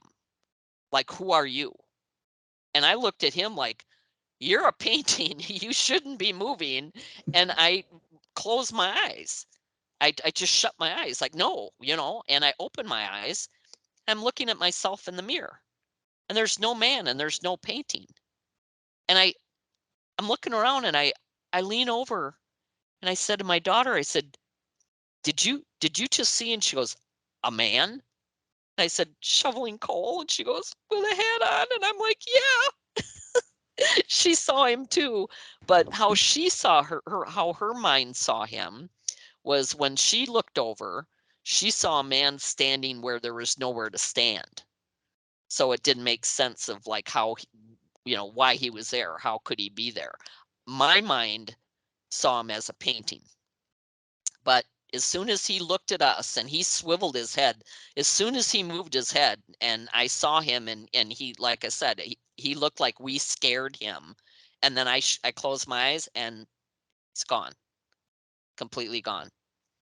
So full body apparition that moves and looks at you. Well, and it really only kind of makes sense to see a spirit attached to something like that, Hmm. especially a boiler. There's a movie Definitely. called Saving the Titanic that focuses on that crew Oh. and talks a lot about the dummy stack and how they spend a lot of time in it. And Hmm. so again, I was saying it's great if you haven't seen it. It's really well made. Oh Outside, yeah, I'll check it out. as my It is brother a will really point good out, one. wrong engines. My brother will point that out. But hey, it's a low budget. It's really really good. But yeah, it makes so much sense. There's so many artifacts. I've been to a couple different versions of that Hmm. one. There's like the two traveling ones, and then the one in Las Vegas, Right. um, Yep. which is really cool. You can go up on the staircase and everything, and Well, yeah, I did have they had a big piece of the Titanic, like an actual piece of the ship, and it had one of the portholes, is it? The round yeah, windows the that windows. was Hmm. broken. But I'm a psychic empath, and I couldn't be in that room for very long because all I could hear was people screaming, and it was just I couldn't handle it. To get that close to a piece of the actual ship, I had to leave that room pretty quickly. It was too much. It's very emotional. So, but yeah, crazy, Yeah. Yeah, no, really. it's weird to think like because they'll bring up all these like really like I don't know artifacts that you wonder should they bring it up? Should they leave it at the bottom of the ocean? Yeah. You know, Mm-hmm. See, I kind don't of think they ever should have touched any of it. Mm-mm. yeah. It should have. It's a grave site, and I don't think that they ever should have gone there. Um, maybe to see it as a study, but the fact that there's so many plaques, like a lot of countries have left plaques, like France was here and all this stuff, and I just think it's disrespectful. I don't think they should have brought anything up from the bottom of the ocean. I really don't. Right. Yeah, no, I feel the same way. It's a graveyard and it's one thing that when we go do paranormal investigations, we never touch graveyards. No, no. A, I don't really think a spirit, unless they spend a lot of time there, is going to be there. But B, I don't think it's respectful, and I'm afraid that Mhm. you're going to do something and then get a spirit stuck there, Oh yeah. which Mm-hmm. would terrify me. I'm like, I don't want to get stuck at a cemetery. That would be terrible. Well, and that's another thing about like when I went and investigated Gettysburg. Hmm. Ooh. Gettysburg is so haunted. I mean, so haunted. But what I don't like, and again, some people aren't going to like that I say this, but why do they reenact it every year? How can these souls ever rest when they reenact the battle every single year? I don't understand that. I don't know what the purpose of it is, but I think that that's why a lot of the souls there are trapped there because they still think the war is going on. Hmm. I saw a cool thing on one of the paranormal shows where there were two reenactors out in the field and they were, sitting doing whatever. And two soldiers came up to them and gave them bullets. They said, "You're going to need these." And they gave them some bullets that were back from the 1800s, the ones that they tied the gunpowder together and then twist the ends. They gave them those types of bullets and said, "You're going to need these." And when they turned around to talk to them again after they handed them the bullets, they vanished. They were gone. And I walked around the battlefield for over 2 hours, and I had a friend that was really obsessed with Gettysburg, and he's not an empath like I am. And after 2 hours of walking the battlefields, I could taste blood in my mouth. And that's when I said, I have to leave. I can't do this. So, reenactors out there, let it go. They deserve to rest, and they're not getting the chance to do that. Right. So, It's adding energy to mhm. something that already has a ton of energy. Oh To yeah, you know, yep, and like you said, it could be very confusing to a spirit that you die so quickly you don't know you die, oh and yeah, then yeah, you're here. Oh, there's people still fighting. It must still be going on. yeah. They're dressed like you. They have very official clothing that they wear, and to them, I'm sure it's like the war is still happening. And actually, I don't know if do you have time for this? I did Oh have yeah. I did have an Hmm. encounter. I asked my friend to take me out of the battlefield. I couldn't handle that anymore. And he said, "Well, there's one other place you got to go to. We just one other place where there was another, massacre." And I don't think I have it right. It's called Silver Springs or something. It's where there's like water coming up out of the ground, and a big, massacre happened there. And he wanted me to go and see that. So, and what's really weird, to throw another weird twist in this, when I was in middle school and they had us read about the Civil War, I had nightmares. And I have always believed that I lost a son in the Civil War in a different life. And so we went over to Silver Springs, and there was a lot of ghost hunters. There was a lot of people in the field. So there was, people everywhere. We go there and there's nobody there at all. It's just us. So we park and the sun's going down, so it's starting to get dark out. And he said, let's just walk down the road a little bit and just, I just want to show you the area. And as soon as we got on this road, it was just me and my friend. Now, sometimes I can hear, I'm a clairaudient where I can actually hear someone talking to me. And as I'm walking down the road, this kid comes running out of the woods at me. I can see him in my mind and I can feel him. And he's calling me mama and he's begging me to take him home. And it was heartbreaking. I mean, he sounded so terrified and he was like, "Mama, mama, I just want to go home. Please, please take me home." And I had to stop my friend and I said, "Hold up." I said, "Somebody's communicating with me." And I told him, then I talked out loud to him and I said, "The war is over. You don't need to be here anymore. I'm going to bring some light in for you. And I want you to go into that light because your friends and your family are waiting for you there. So I want you to do that." And he was, he calmed down. And I said, you don't need to be here anymore. You've been here too long and the war is long over. And I started to cry because he sounded so terrified. He sounded like he was a kid, like 15, 16 years old, maybe. And I started to cry. And my friend reached over to put his hand on my back and he jumped back and just yelped. And I said, What was that?" And he tried to touch me and he said it was like putting his hand into a barbed wire fence when he tried to touch me. And I don't think he believed, what I was experiencing. And I said to him, I said, "I told you we have someone here with us. We're talking to someone." So I'm hoping that maybe I helped move on that young man. But it was very emotional, and I could hear him so clearly in my head, and he sounded so terrified. I'll never forget it. I mean, it was really, really emotional for me. So yeah, if you want it, I can guarantee you, if you go and if you especially if you stay at the Farnsworth in Gettysburg, you're gonna see activity.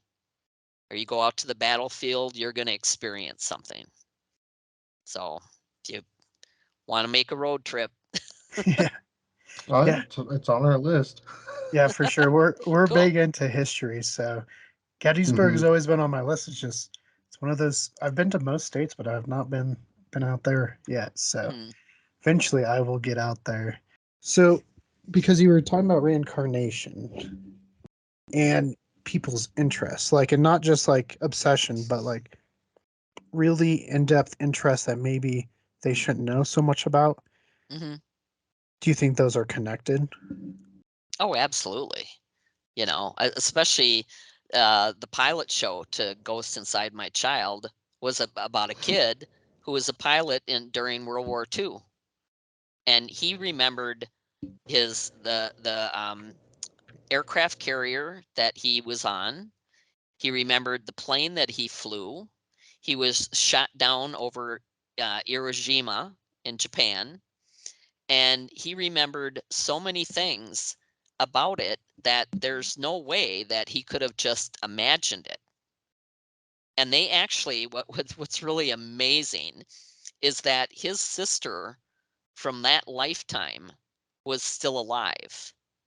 And they contacted her and asked her if she would like to meet him. And he was a little guy, he was probably, I don't know, 5, 6 years old or something when he met her. But he called her Annie, which was what her brother used to call her.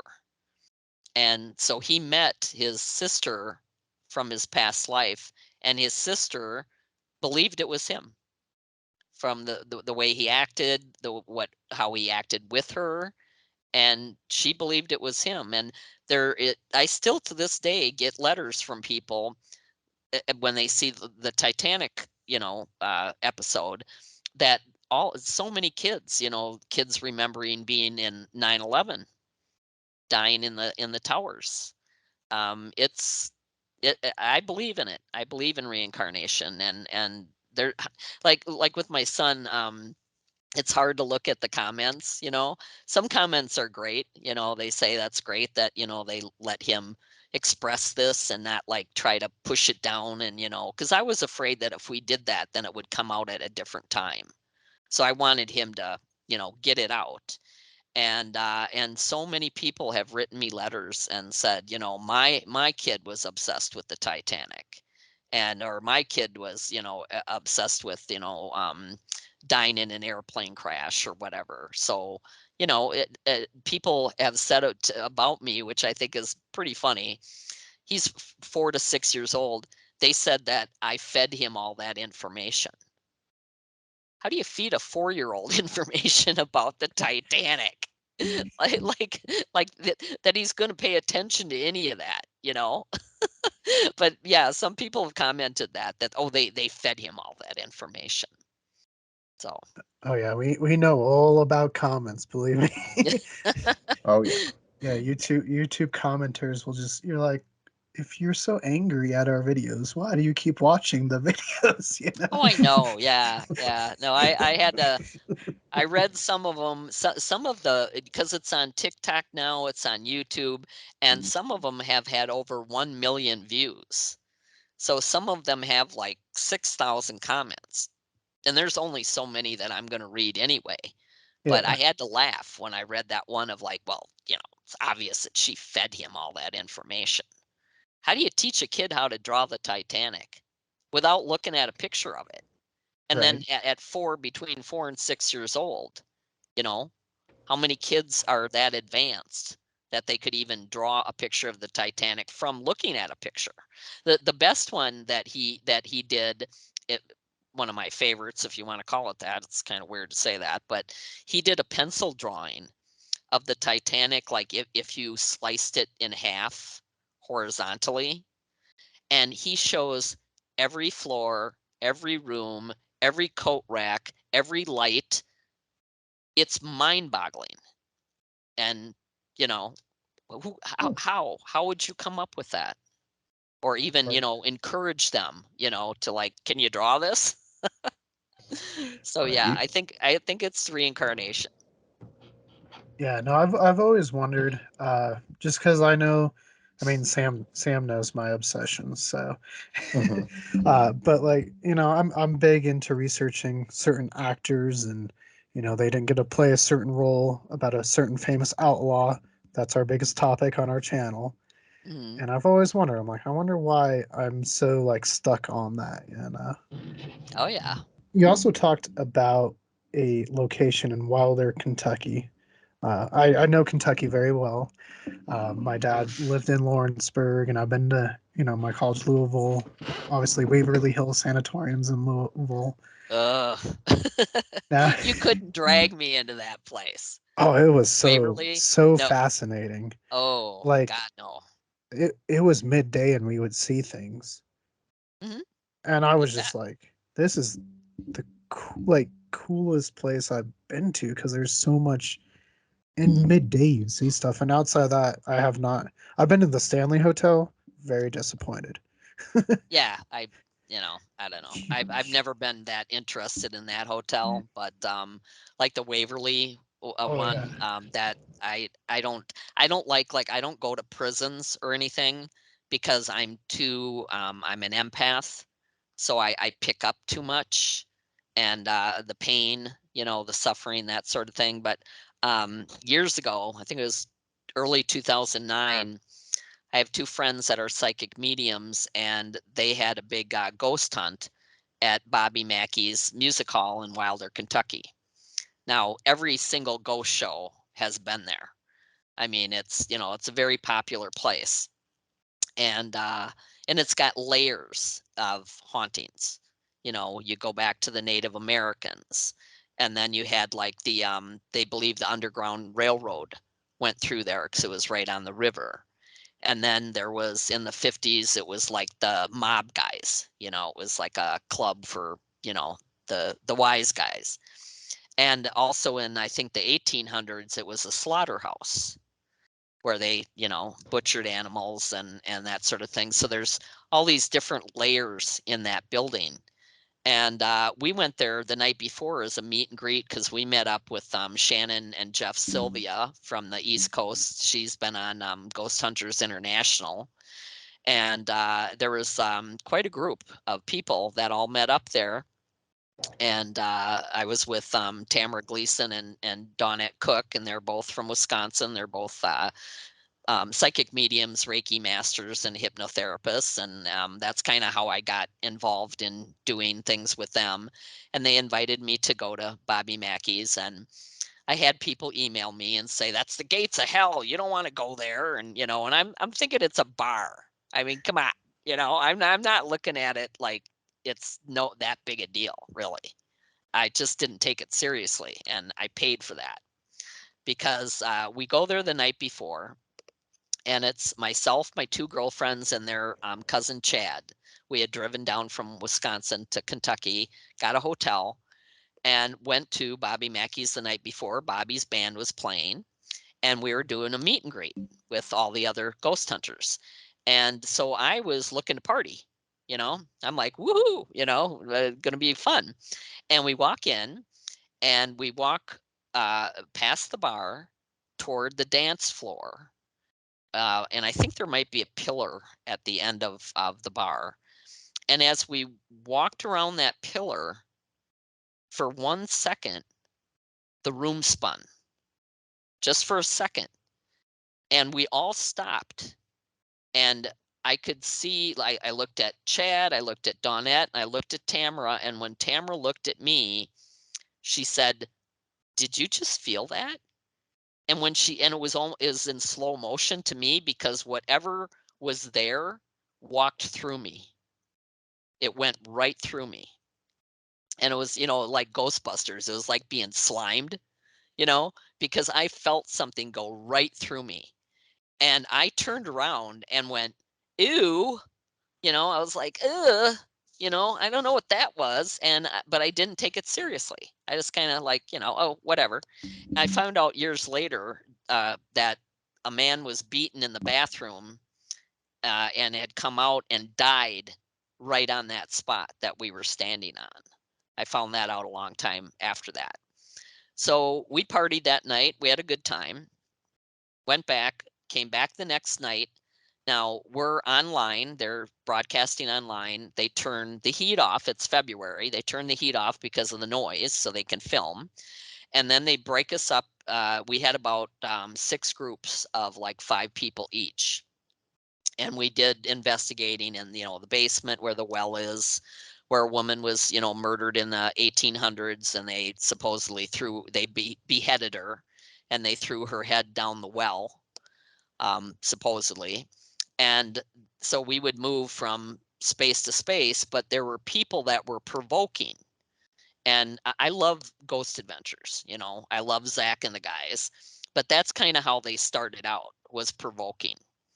And they had such a bad experience at Bobby Mackey's that they didn't go back for years after what happened to them. Zach got 3 big scratches down the back of his neck, or his back, when they were by the well in the basement. So there were people provoking, which I don't recommend ever doing. That is very dangerous. But to me, it wasn't all that exciting. It was cold, it was dark. We went into the room that's got the mechanical bull, and they had like, the little green dot thing that covered the walls so you can see something. And we were sitting there in the dark in the group that I was in, and I was with Shannon, and she says, are you girls picking anything up at all? And I said, I don't know if you want to hear this. And she's like, why? Wait, what are you hearing? The mob guys were telling us to F off and to get out, and that they were sick and tired of this because they have ghost tours every weekend. They do it every weekend. And so we were being, bitched out by these guys in my head. That's what I could hear. But so we finished up late, probably 1 a.m, packed it all up. We went to like a Waffle House. We all had something to eat. We all go back to the hotel, and something tells me to pack my clothes and lay out an outfit. And I thought, oh, that's cool, because they're all passed out. I'm still awake. I'm a night owl. So I thought, okay, so I packed all my stuff up and I laid out an outfit. And I went to sleep. At about 5:30 in the morning, you know how like when you get the flu and you wake up and you're like, oh no, so, something's wrong, right? I sat up at like 5:30 in the morning. I went straight into the bathroom and I started purging nonstop. And I ate the same food everybody else ate. I drank no alcohol. I didn't have that much stuff in my stomach. But this went on and on. Finally, at about 6:30, I felt a cold washcloth on the back of my neck, and one of the girls had woke up and heard me. I was in that condition until about noon when we had to check out. It didn't stop. It was continuous. And that I was in such bad shape. They said we're trying to beat a blizzard that was coming. And they said, we gotta, pack up and get out of here. And I told them, I said, leave me here. I'll fly home. Just go, just go. They're like, we're not gonna leave you like this. So they packed me up. Chad literally had to carry me to the car. I curled up in a fetal position in the back seat all the way 7 hours back to Wisconsin. My girlfriend did Reiki on me, so I didn't throw up in the car, even though they had a place that I could do that with. And I got back to Wisconsin. They dropped me off, and then now this is Monday, so it's Monday that they dropped me off. And within an hour after them leaving my house, the vomiting started again. And I was like that Monday night, Tuesday night, and on Wednesday, I was so dehydrated I couldn't get up out of bed. I ended up in the ER. They had me on 2 different IVs, and they did every test you could think of. They could find nothing wrong with me. And what's really interesting is just recently in the last year, the TV show Portals to Hell with Jack Osborne, Mhm. and he was with, I believe, Katrina is the girl that he used to work with on that show. They went to Bobby Mackey's, and they had Cindy Kaza, which is a great medium herself. She does automatic writing. So they asked her to communicate with whatever they were dealing with at Bobby Mackey's. And in the writing, it came out, I can make you sick. So at the end of that show, there's a disclaimer. Jack went back to LA. Katrina went back to, I think, Philadelphia. And within 48 hours, they were both admitted to the ER. Don't go to Bobby Mackey's. Just don't. Seriously. I mean, you're taking a risk if you go there. Mhm. Yeah, I know they make you sign waivers and stuff, or at least I knew they Hmm. did in the day. Oh yeah. Yeah. Yeah. Yeah, Yep. our football team was named after him, the Wilder Ghosts. Oh my God. Yeah, that was it's never happened to me before or since, but obviously whatever passed through me poisoned me in some way, psychically poisoned me. And I don't know if it's because I didn't have enough respect for what I was doing at the time, that I wasn't taking it seriously. I don't know why, but I was a target. And I've been invited back to Bobby Mackey's 100 times. I will never go back there. Right. And if you go, protect yourself as much as possible, because there are forces that inhabit that place that, well, possess the one guy that lived there. Yeah, He Carl, actually, I think was Carl, his yeah, name. Yeah. yeah, they possessed him. So he was literally possessed. And I know when Zach and the guys on Ghost Adventures have gone back since, and they had all these past and present employees, and he asked them, has anybody had a bad or a negative experience while working here? And every single one of them raised their hand. So it looks like a bar, but it's not just a bar. It's a portal.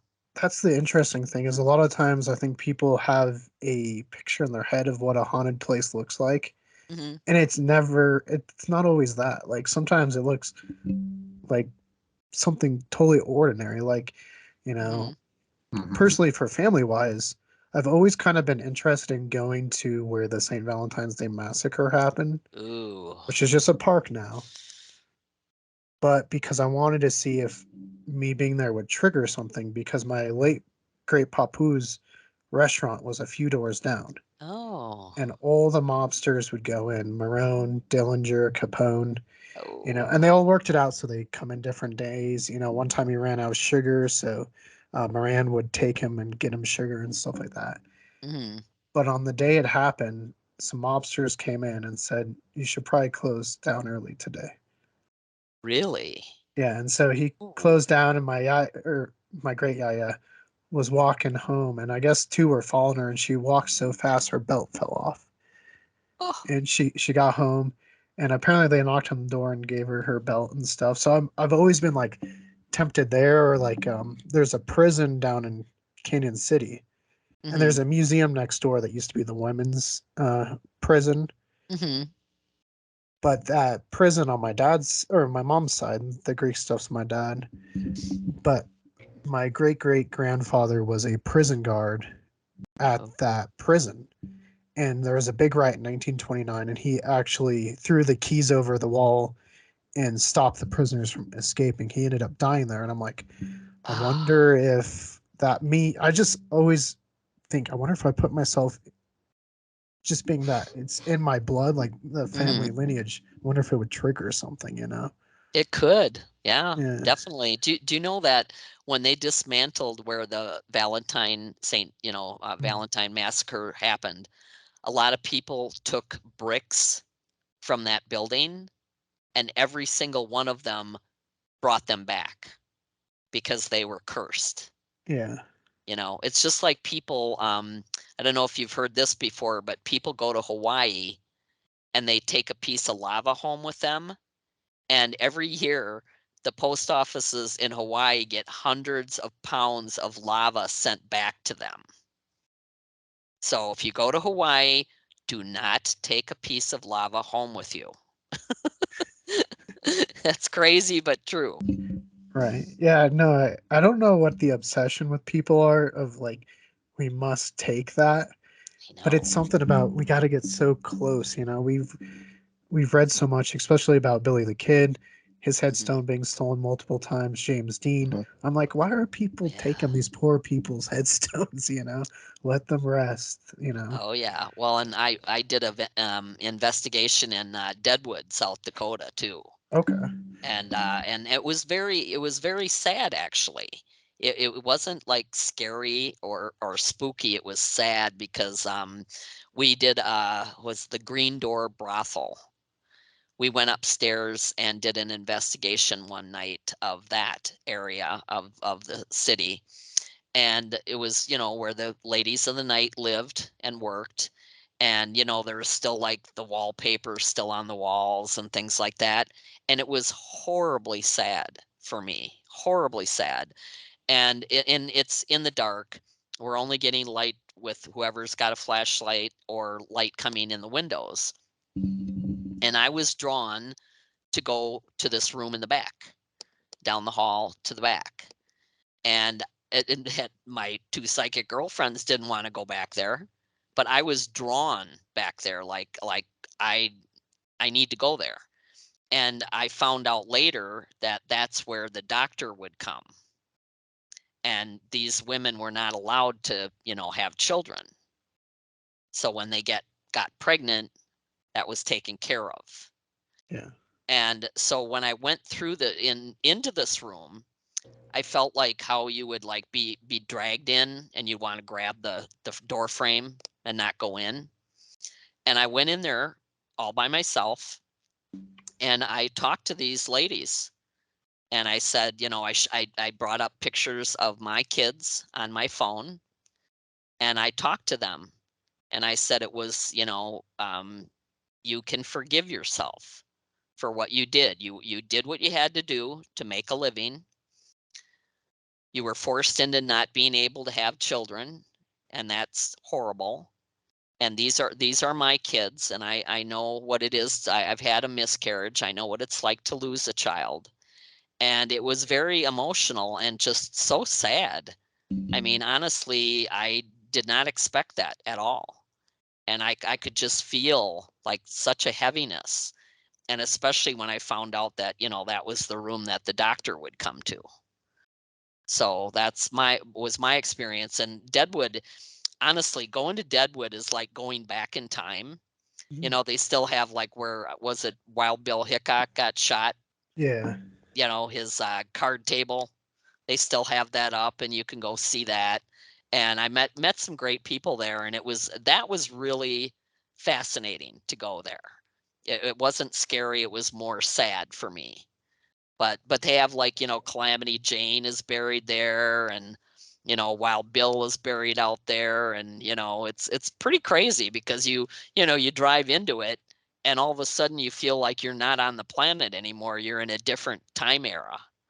So that place is definitely worth checking out. Yeah, that's how I feel every time we drive into Lincoln, New Mexico. It's just like we drove right back into 1881, and Billy the Kid could be riding around. Yeah. You talk about sadness, and it's amazing how some of those locations can bring that out. Hmm. When I went to the World Trade Center Oh. museum and memorial, I've never felt more just like sad, like physically Oh yeah. crying, than when Yeah. I was there. And obviously, I'm old enough to remember it. I'm Hmm. old enough to remember walking there and the smell and stuff like that. Yep. But there was something just different, like energy wise.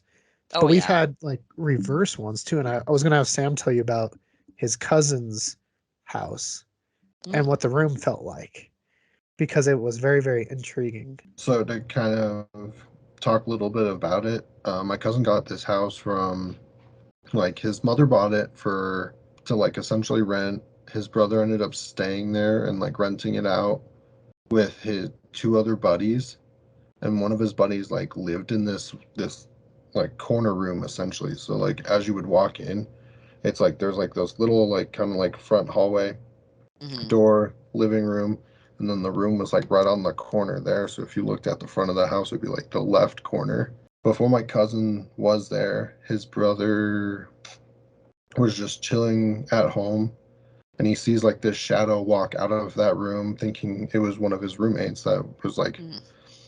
wasn't there, but like he thought he was Mm. just like, oh, he must have come home and I missed him, and he saw this shadow like walk out, or like this figure walk out and then go downstairs, and then his buddy that lived in that room came home and he was just like, wait, didn't you just go downstairs? Hmm. So the house already had like an incident, but then they like he moved out, gone to a different place, and then my cousin moved in there, and he was starting to have lots of weird experiences, and he asked us to come investigate there, and so we all came and investigated there.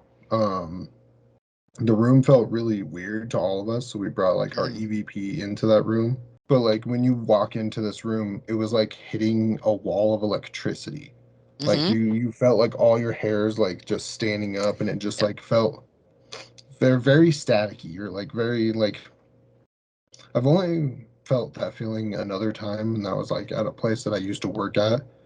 That like Mm. we were cutting MDF sawdust, and like you would hit a wall of sawdust, but you could Oh. like physically see it and then Sure. like feel it, but like the electricity was like a lot different. Hmm. But we were going through the investigation, and one of our buddies brothers, or like our buddy Alan, his brother Adam, was just asking questions in the room, and like I was standing in the living room with like my hands just like this, and like my cousin was sitting on a chair, and like I just see his head like dip down, and then like he just starts doing this, and just like, and then like he just stopped. Oh no. And then one of the questions was just like Why won't you talk to I us? Is I think what yeah, Adam said. Yeah. why won't you talk to us? Like, and then like his response was just like, but I am talking to you. Like I thought we were friends. And then he was just like, immediately like stood up really quickly and was just like, everybody come out here. And then he was just like, stop recording, everybody stop recording. And like I was just holding my hands like this, and he would just like came over and like put my hands apart, and he was just like, I said stop recording, and I was just like, I have nothing. Hmm.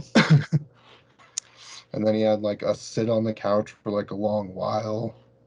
And then eventually it like kind of faded away after a little bit because we were all just sitting there like, all Hmm. right, what's gonna happen now? Yeah. And then we like took the EVP, and like Keegan was trying to like listen to it, and like that room completely wiped the whole, like we had like other investigations from, and like everything was just like completely wiped clear because Oh, we left that going in the room when he like took us, when he had us all come out, and like that whatever was happening in there, it did not want to be known, so it like yeah. wiped all the data from that like EVP. I don't even think that Wow. EVP works properly anymore. Oh, you can't even turn it on. It has like some technical glitch now. Oh my goodness. Yeah, yeah. It's amazing. I when we first started this interview, my lights flashed just for a second, and I thought, Hmm. I was worried because I'm like, oh my God, I don't want to lose power here or whatever. But right when we started talking about ACDC, the lights flashed, and Hmm. that's Bon. He always does stuff like that. So Still hanging out. yeah, yeah, he comes around. He comes to me in my dreams, and I get to see him every once in a while. Not all the time, but I've had some pretty good encounters. So Right? I've always said that, and I've told Sam some. I always feel like there's something about dreams where you can connect with something yeah, oh yeah, subconsciously. Yeah. yeah. Well, Like I've had two for sure I know were spirits. hmm Like I don't know if you want to talk about yours first, then I can tell you mine, but Oh, I've had so many. When I dream about AC/DC, if I ever see anyone in the band in my dream, it manifests, even if it's years later. And I keep a dream journal. So anytime I see those guys, I write it down. And I had a dream years ago where I was outside, sunny day, talking to Angus and Malcolm. They were on tour in the dream, and we were laughing because the tour manager was arguing with a roadie or someone, and he was speaking Italian. So we were in Italy. So I wrote that down, and 5 years later, I was gifted a trip to Italy, and I saw them on a bright blue, sunny sky day at this, 47,000 people in northern Italy. I saw them in Italy, and hmm. and I didn't pay for any of it. It wasn't like oh, I'm going to buy a ticket and go. So, when I see them, I always make a note. right. Yeah, both of mine were with family. One was my great grandfather on my mom's side.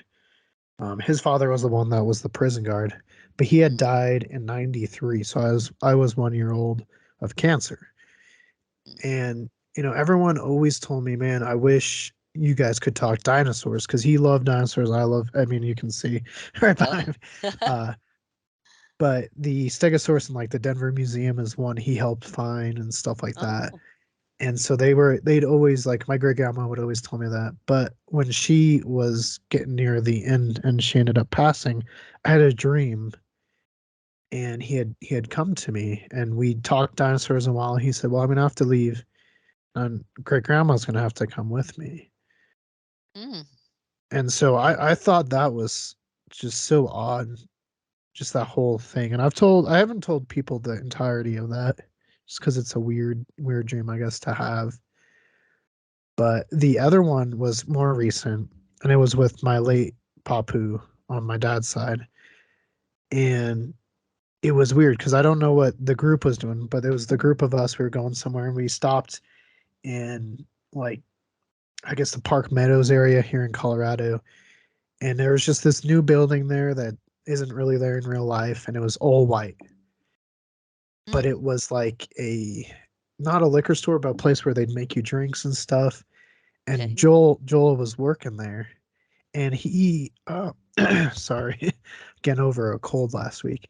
Um, but he obviously that was like his job. He would go and pick out different bourbons and taste test them and Mm. pick them to get barreled and stuff. And so that's already kind of weird. But I remember he like turned and he's like, "Oh, it's been a while. I've missed you." And then we just hugged, and that was the end of the Oh, dream. yeah. No, So that's very cool when that happens. I love dreams like that. I believe that you saw them, that they have the ability to visit you in the dream state. And that's very, always very cool. right. Well, and what about like right before or kind of leading up to death, and then obviously right after death, their ability to kind of go visit spots or people that bring them happiness? Because I know Mm. digging into your work, you've experienced some of that stuff. Oh yeah. Yeah. My girlfriends and I were haunted by Eddie Van Halen.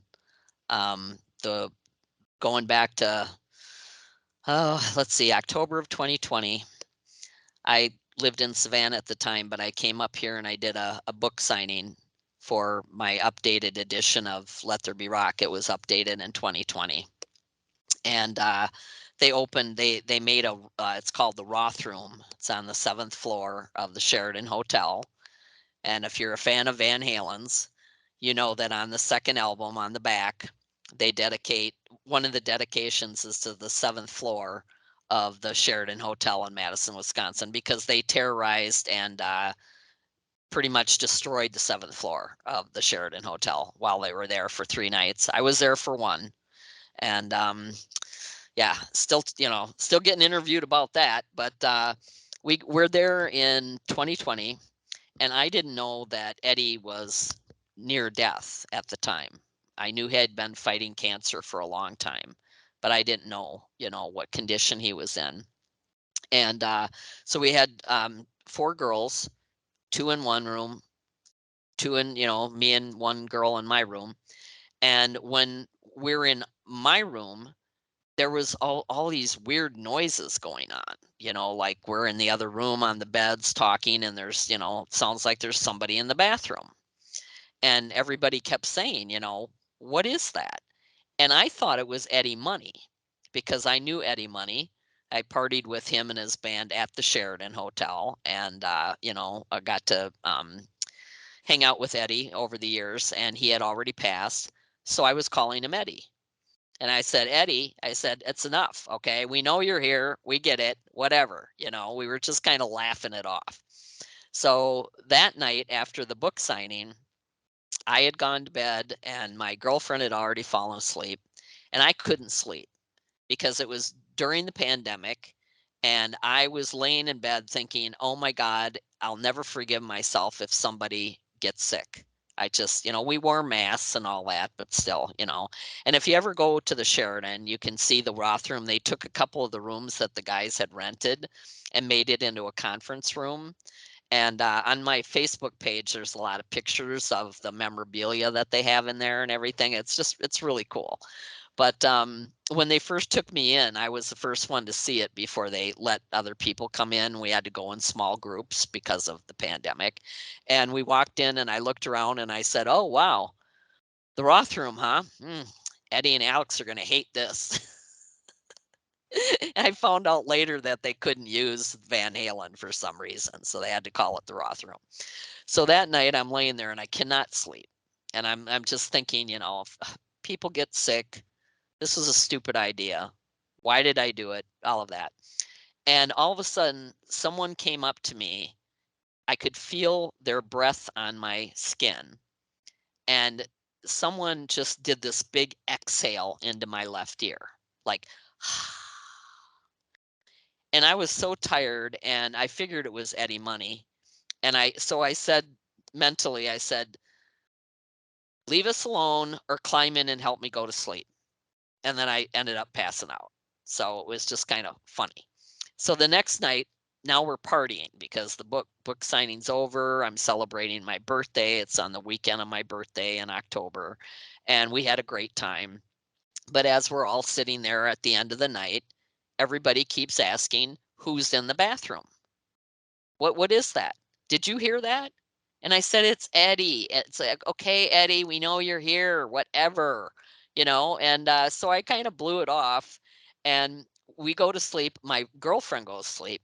Of course, I'm laying awake as always. And I can't tell you how this feels. You're in a dark hotel room. Your buddy is sleeping in the bed next to you. And all of a sudden, she lets out this blood-curdling scream. And I'm thinking someone snuck in and now we're being murdered. And before I could react to her, she sits up in bed and bursts out laughing because it woke her up. And I looked over at her in the dark and I said, "Are you okay over there? What's going on with you?" And she goes, "Whoever's haunting us just came and stuck his face into my face and scared the hell out of me." And we just laughed it off. And I said, "Eddie," I said, "enough, okay? We get it. You're here. I love you. Thanks for visiting, but let it go." And this was the 4th that we checked out and of October. And when I checked out and left the parking lot that day, Jump came on the radio, which I thought was kind of a cute little thing. But 2 days later, on the 6th, Eddie Van Halen passed away. And I think that Eddie had to come and see the Roth Room because, as you said, as you're getting ready to cross over, a lot of times you'll go around and, see people show up in their dreams, that sort of thing. So I kind of like to think that, yeah, Eddie Van Halen was haunting us that weekend and having a great fun at scaring my roommate. So Right. I've always thought that because, like I said, going back to my great grandma when she passed away, like they had been in the house. Oh, I don't know. They might have been one of the first ones in Denver to live in that house, right? And the feeling in that house was so much, just so powerful. Like it felt like there were so many people there. I mean, hmm there was, but like people you couldn't see as well. And yeah. as soon as she passed, it was just like it was all gone.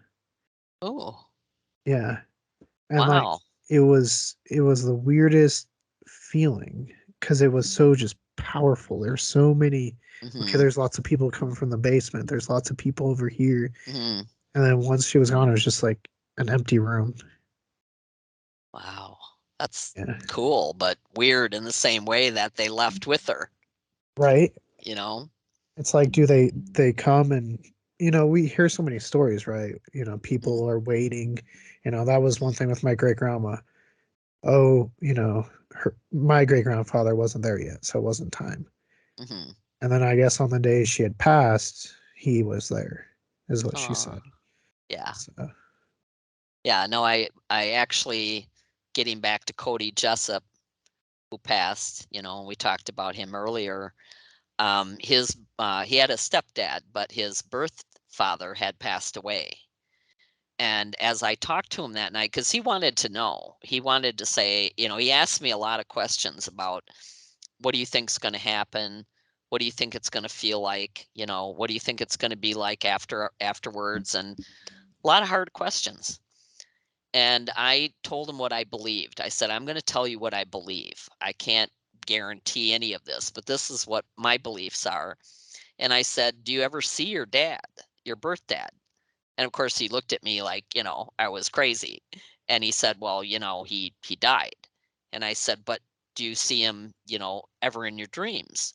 "Oh, yeah, yeah, I do. I see him in my dreams." And I said, "Well, he'll meet you when you cross over. I know he will. He'll be there for you."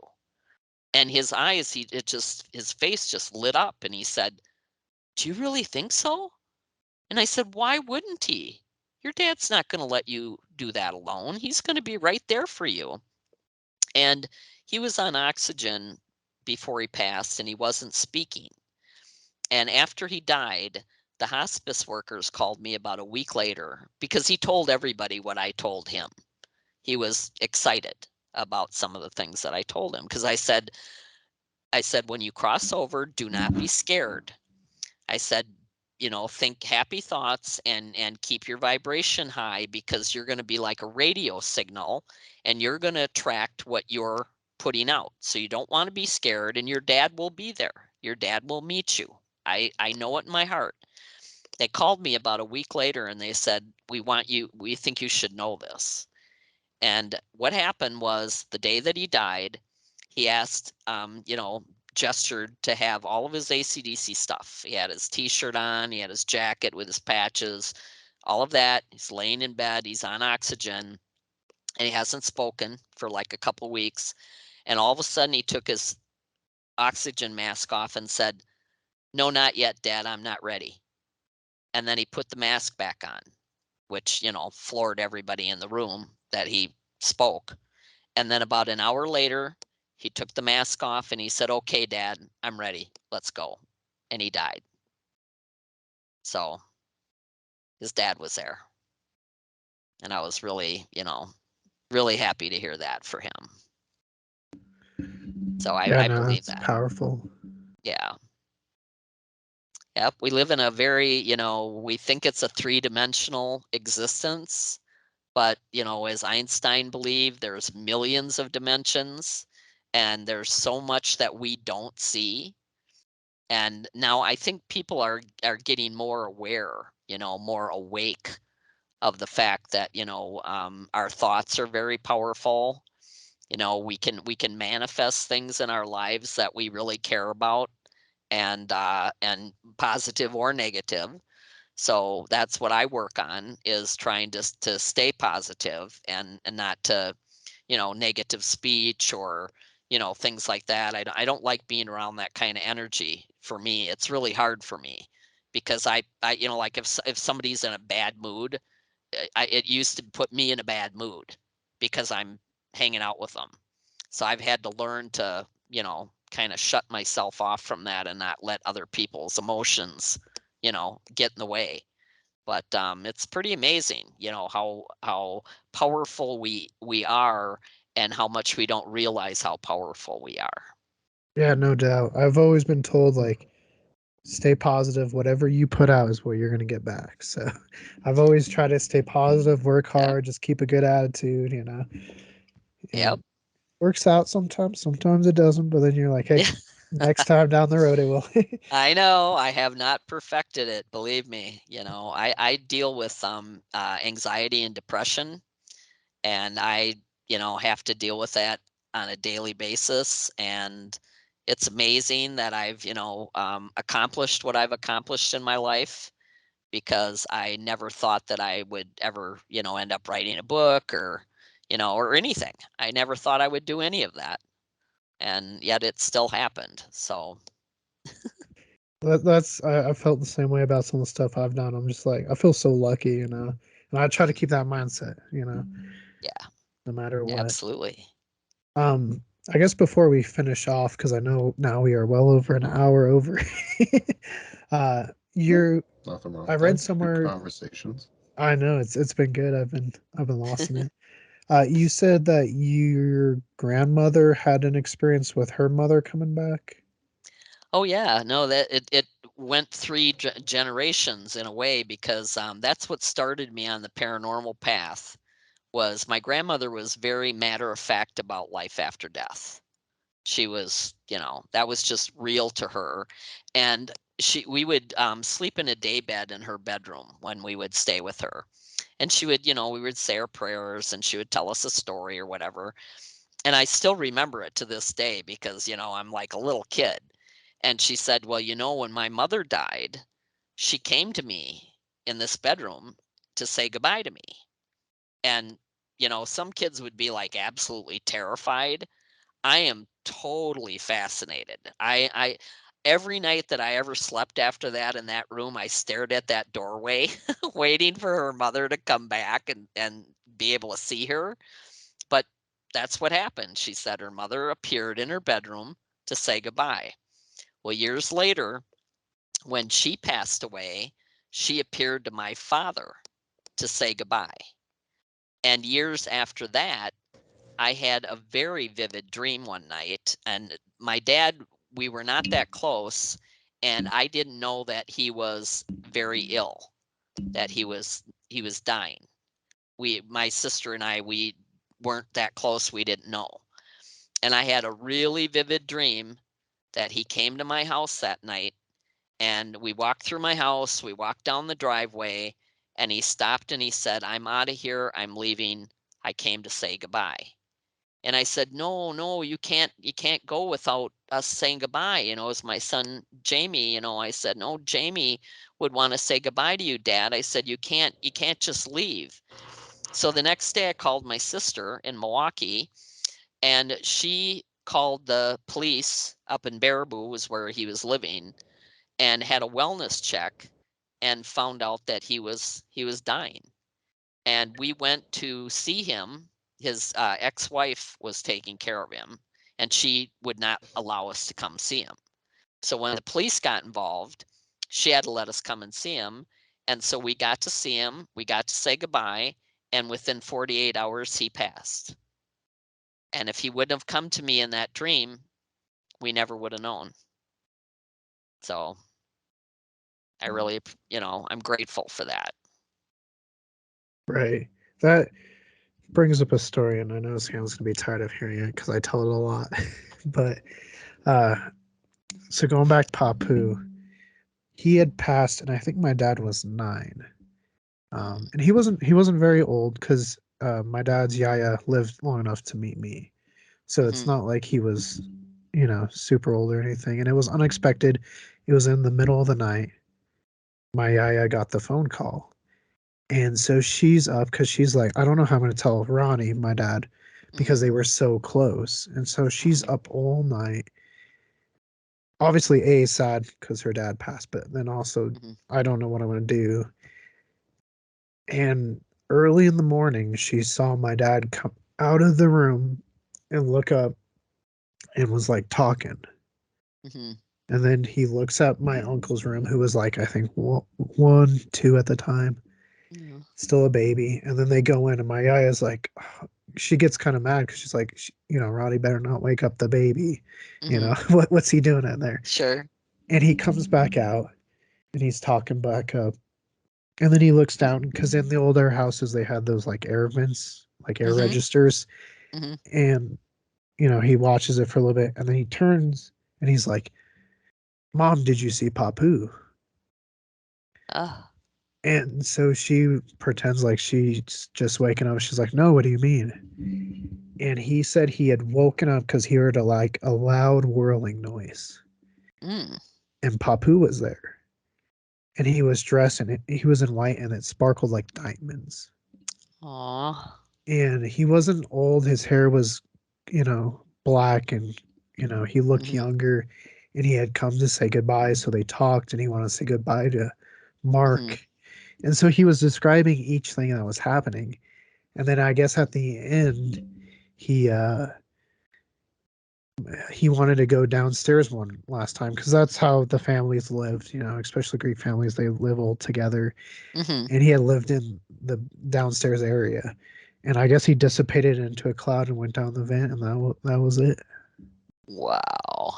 And that's like the one Ah. story. Like I've had experiences with ghosts and stuff, but I Mm-hmm. was like, I don't know how you explain that one. Like in the That back of my mind, I'm like, maybe I saw something, and my mind made me think I saw a ghost. But that one, I was like, yeah, I have no idea. no, I think he was there. Yeah. I totally believe that, because that's happened to me in my dream state so many times. I actually lost a friend a little over a year ago, very young, died of a heart attack at 51.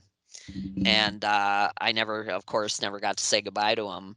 And just recently, just in the last like month or so, he showed up in my dream, and I got to see him and say goodbye to him, and give him a hug and a kiss. And I told him I missed him, and he told me he missed me, and it was really nice to see him.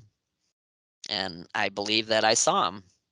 You know, I think that they have that ability to come to us, especially in the dream state.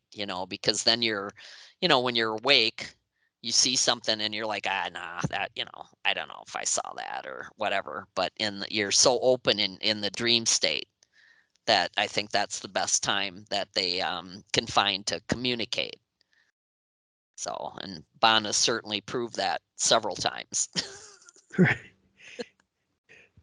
No, that's great. And like I totally agree with that. Like I've always thought, especially in today's like society, and it's getting better, like you said, but we're almost conditioned in a way to like write things off.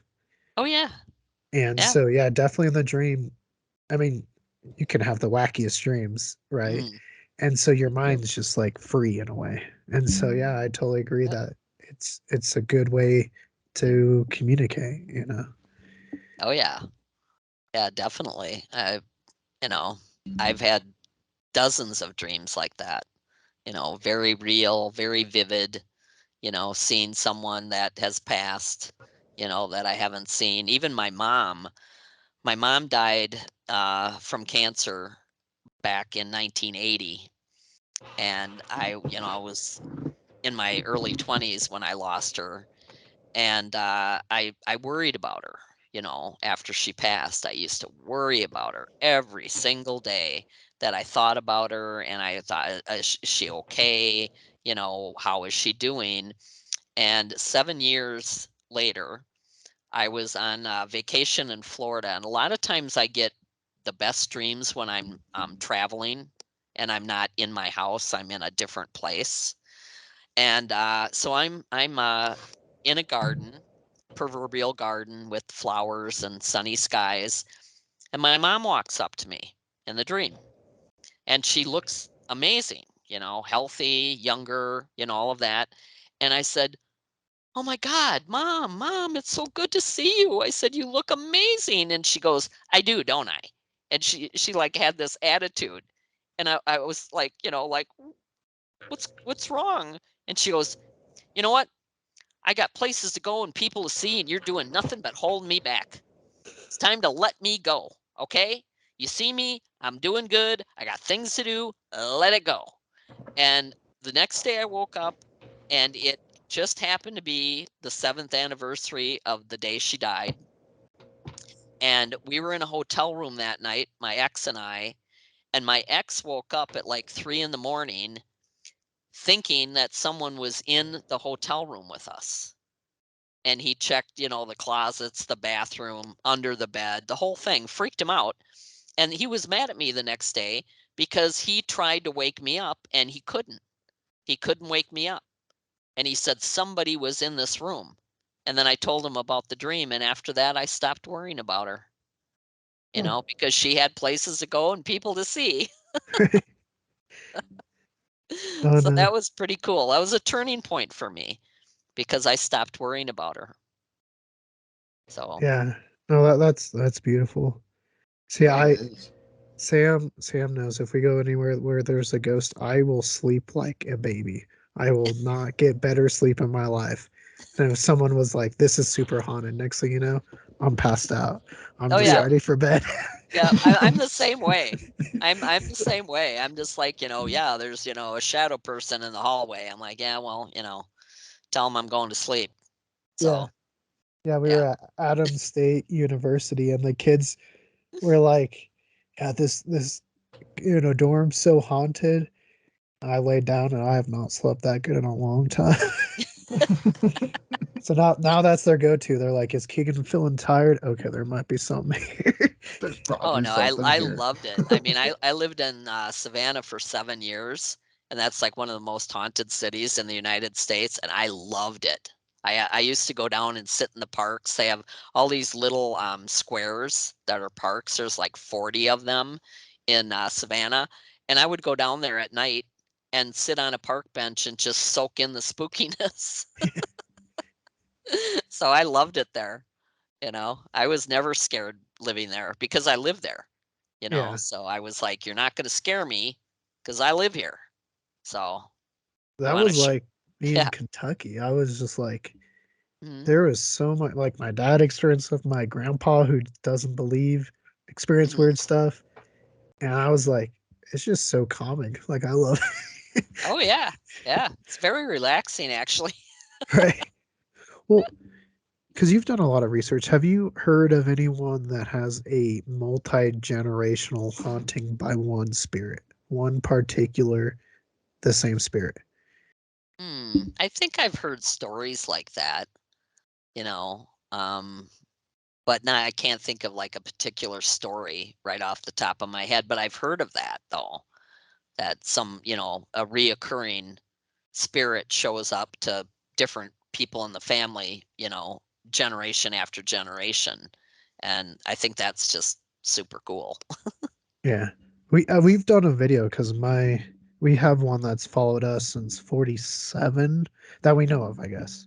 Oh. But we have it in a picture from 47. And then my yaya saw it when she was like 5. And then I'm trying to think, my uncle might have seen it, my mom. So my yaya, my uncle, and then my mom when she was staying with my dad.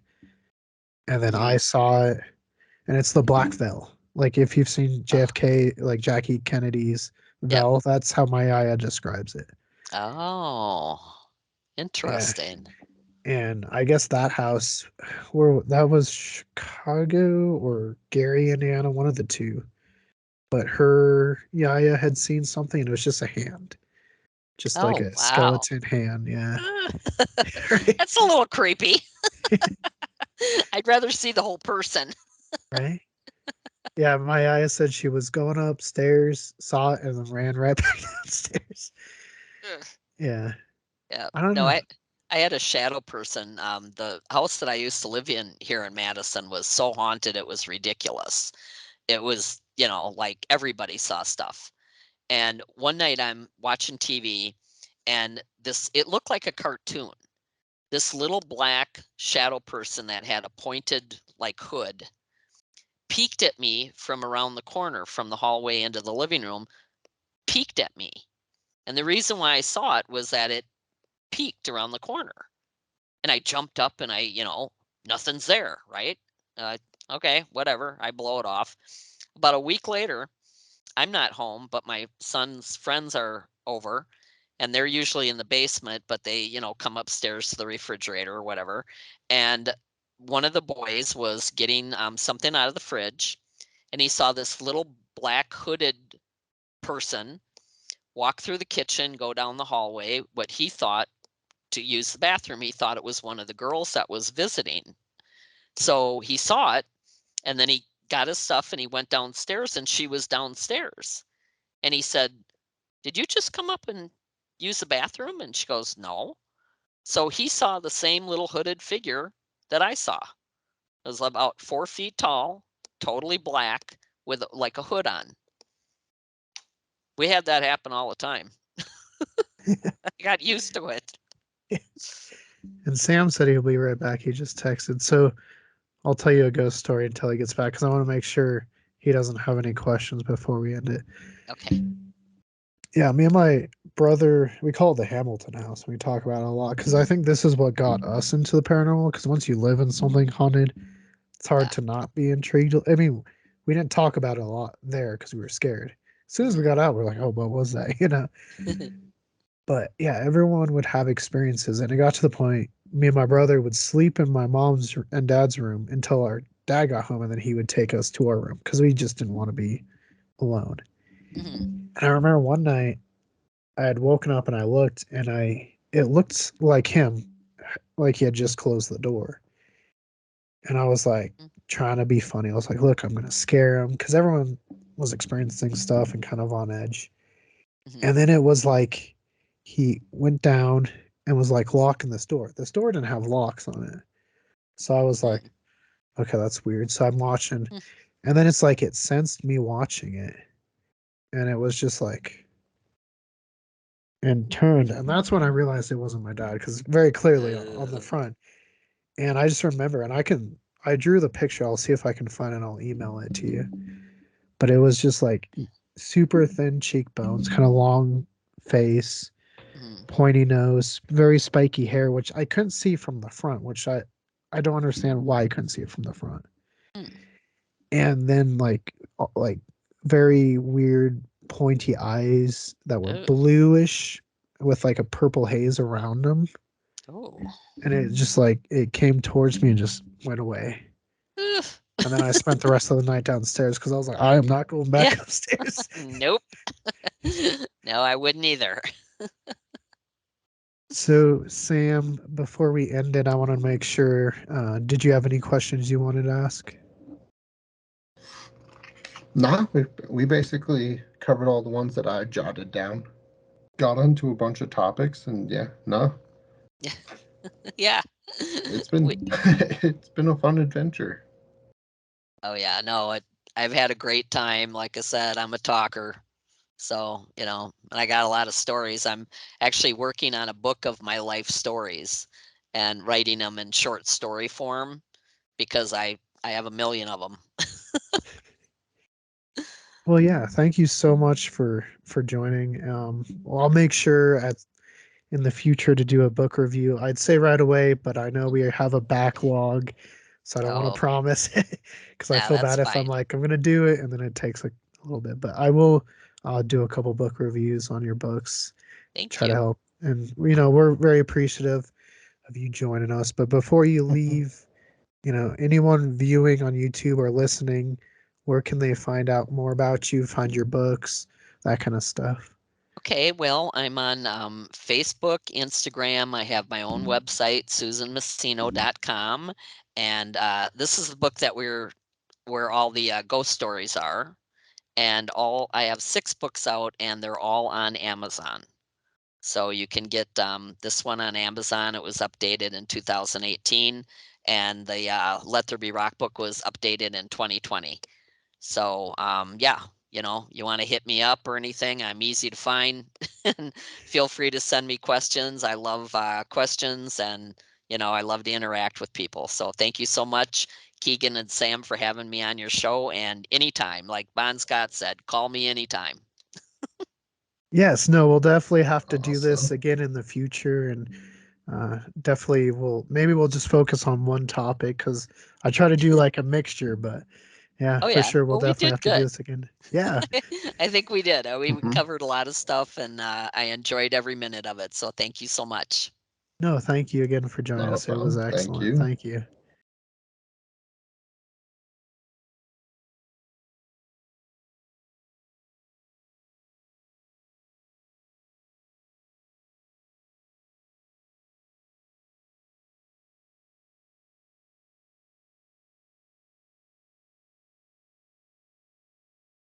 Once again, Sam and I both want to say a big thank you to Susan for joining us on this latest episode of Culz Interviews. And hey, if you guys enjoyed this episode, make sure to go pick up those books and check out that episode of Ghost Inside My Child. But until next time, if you want to see more Culz interviews, click that link to your left.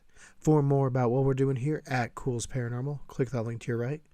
And don't forget to hit that like and give us a subscribe. And let us know what was your favorite topic that we covered tonight.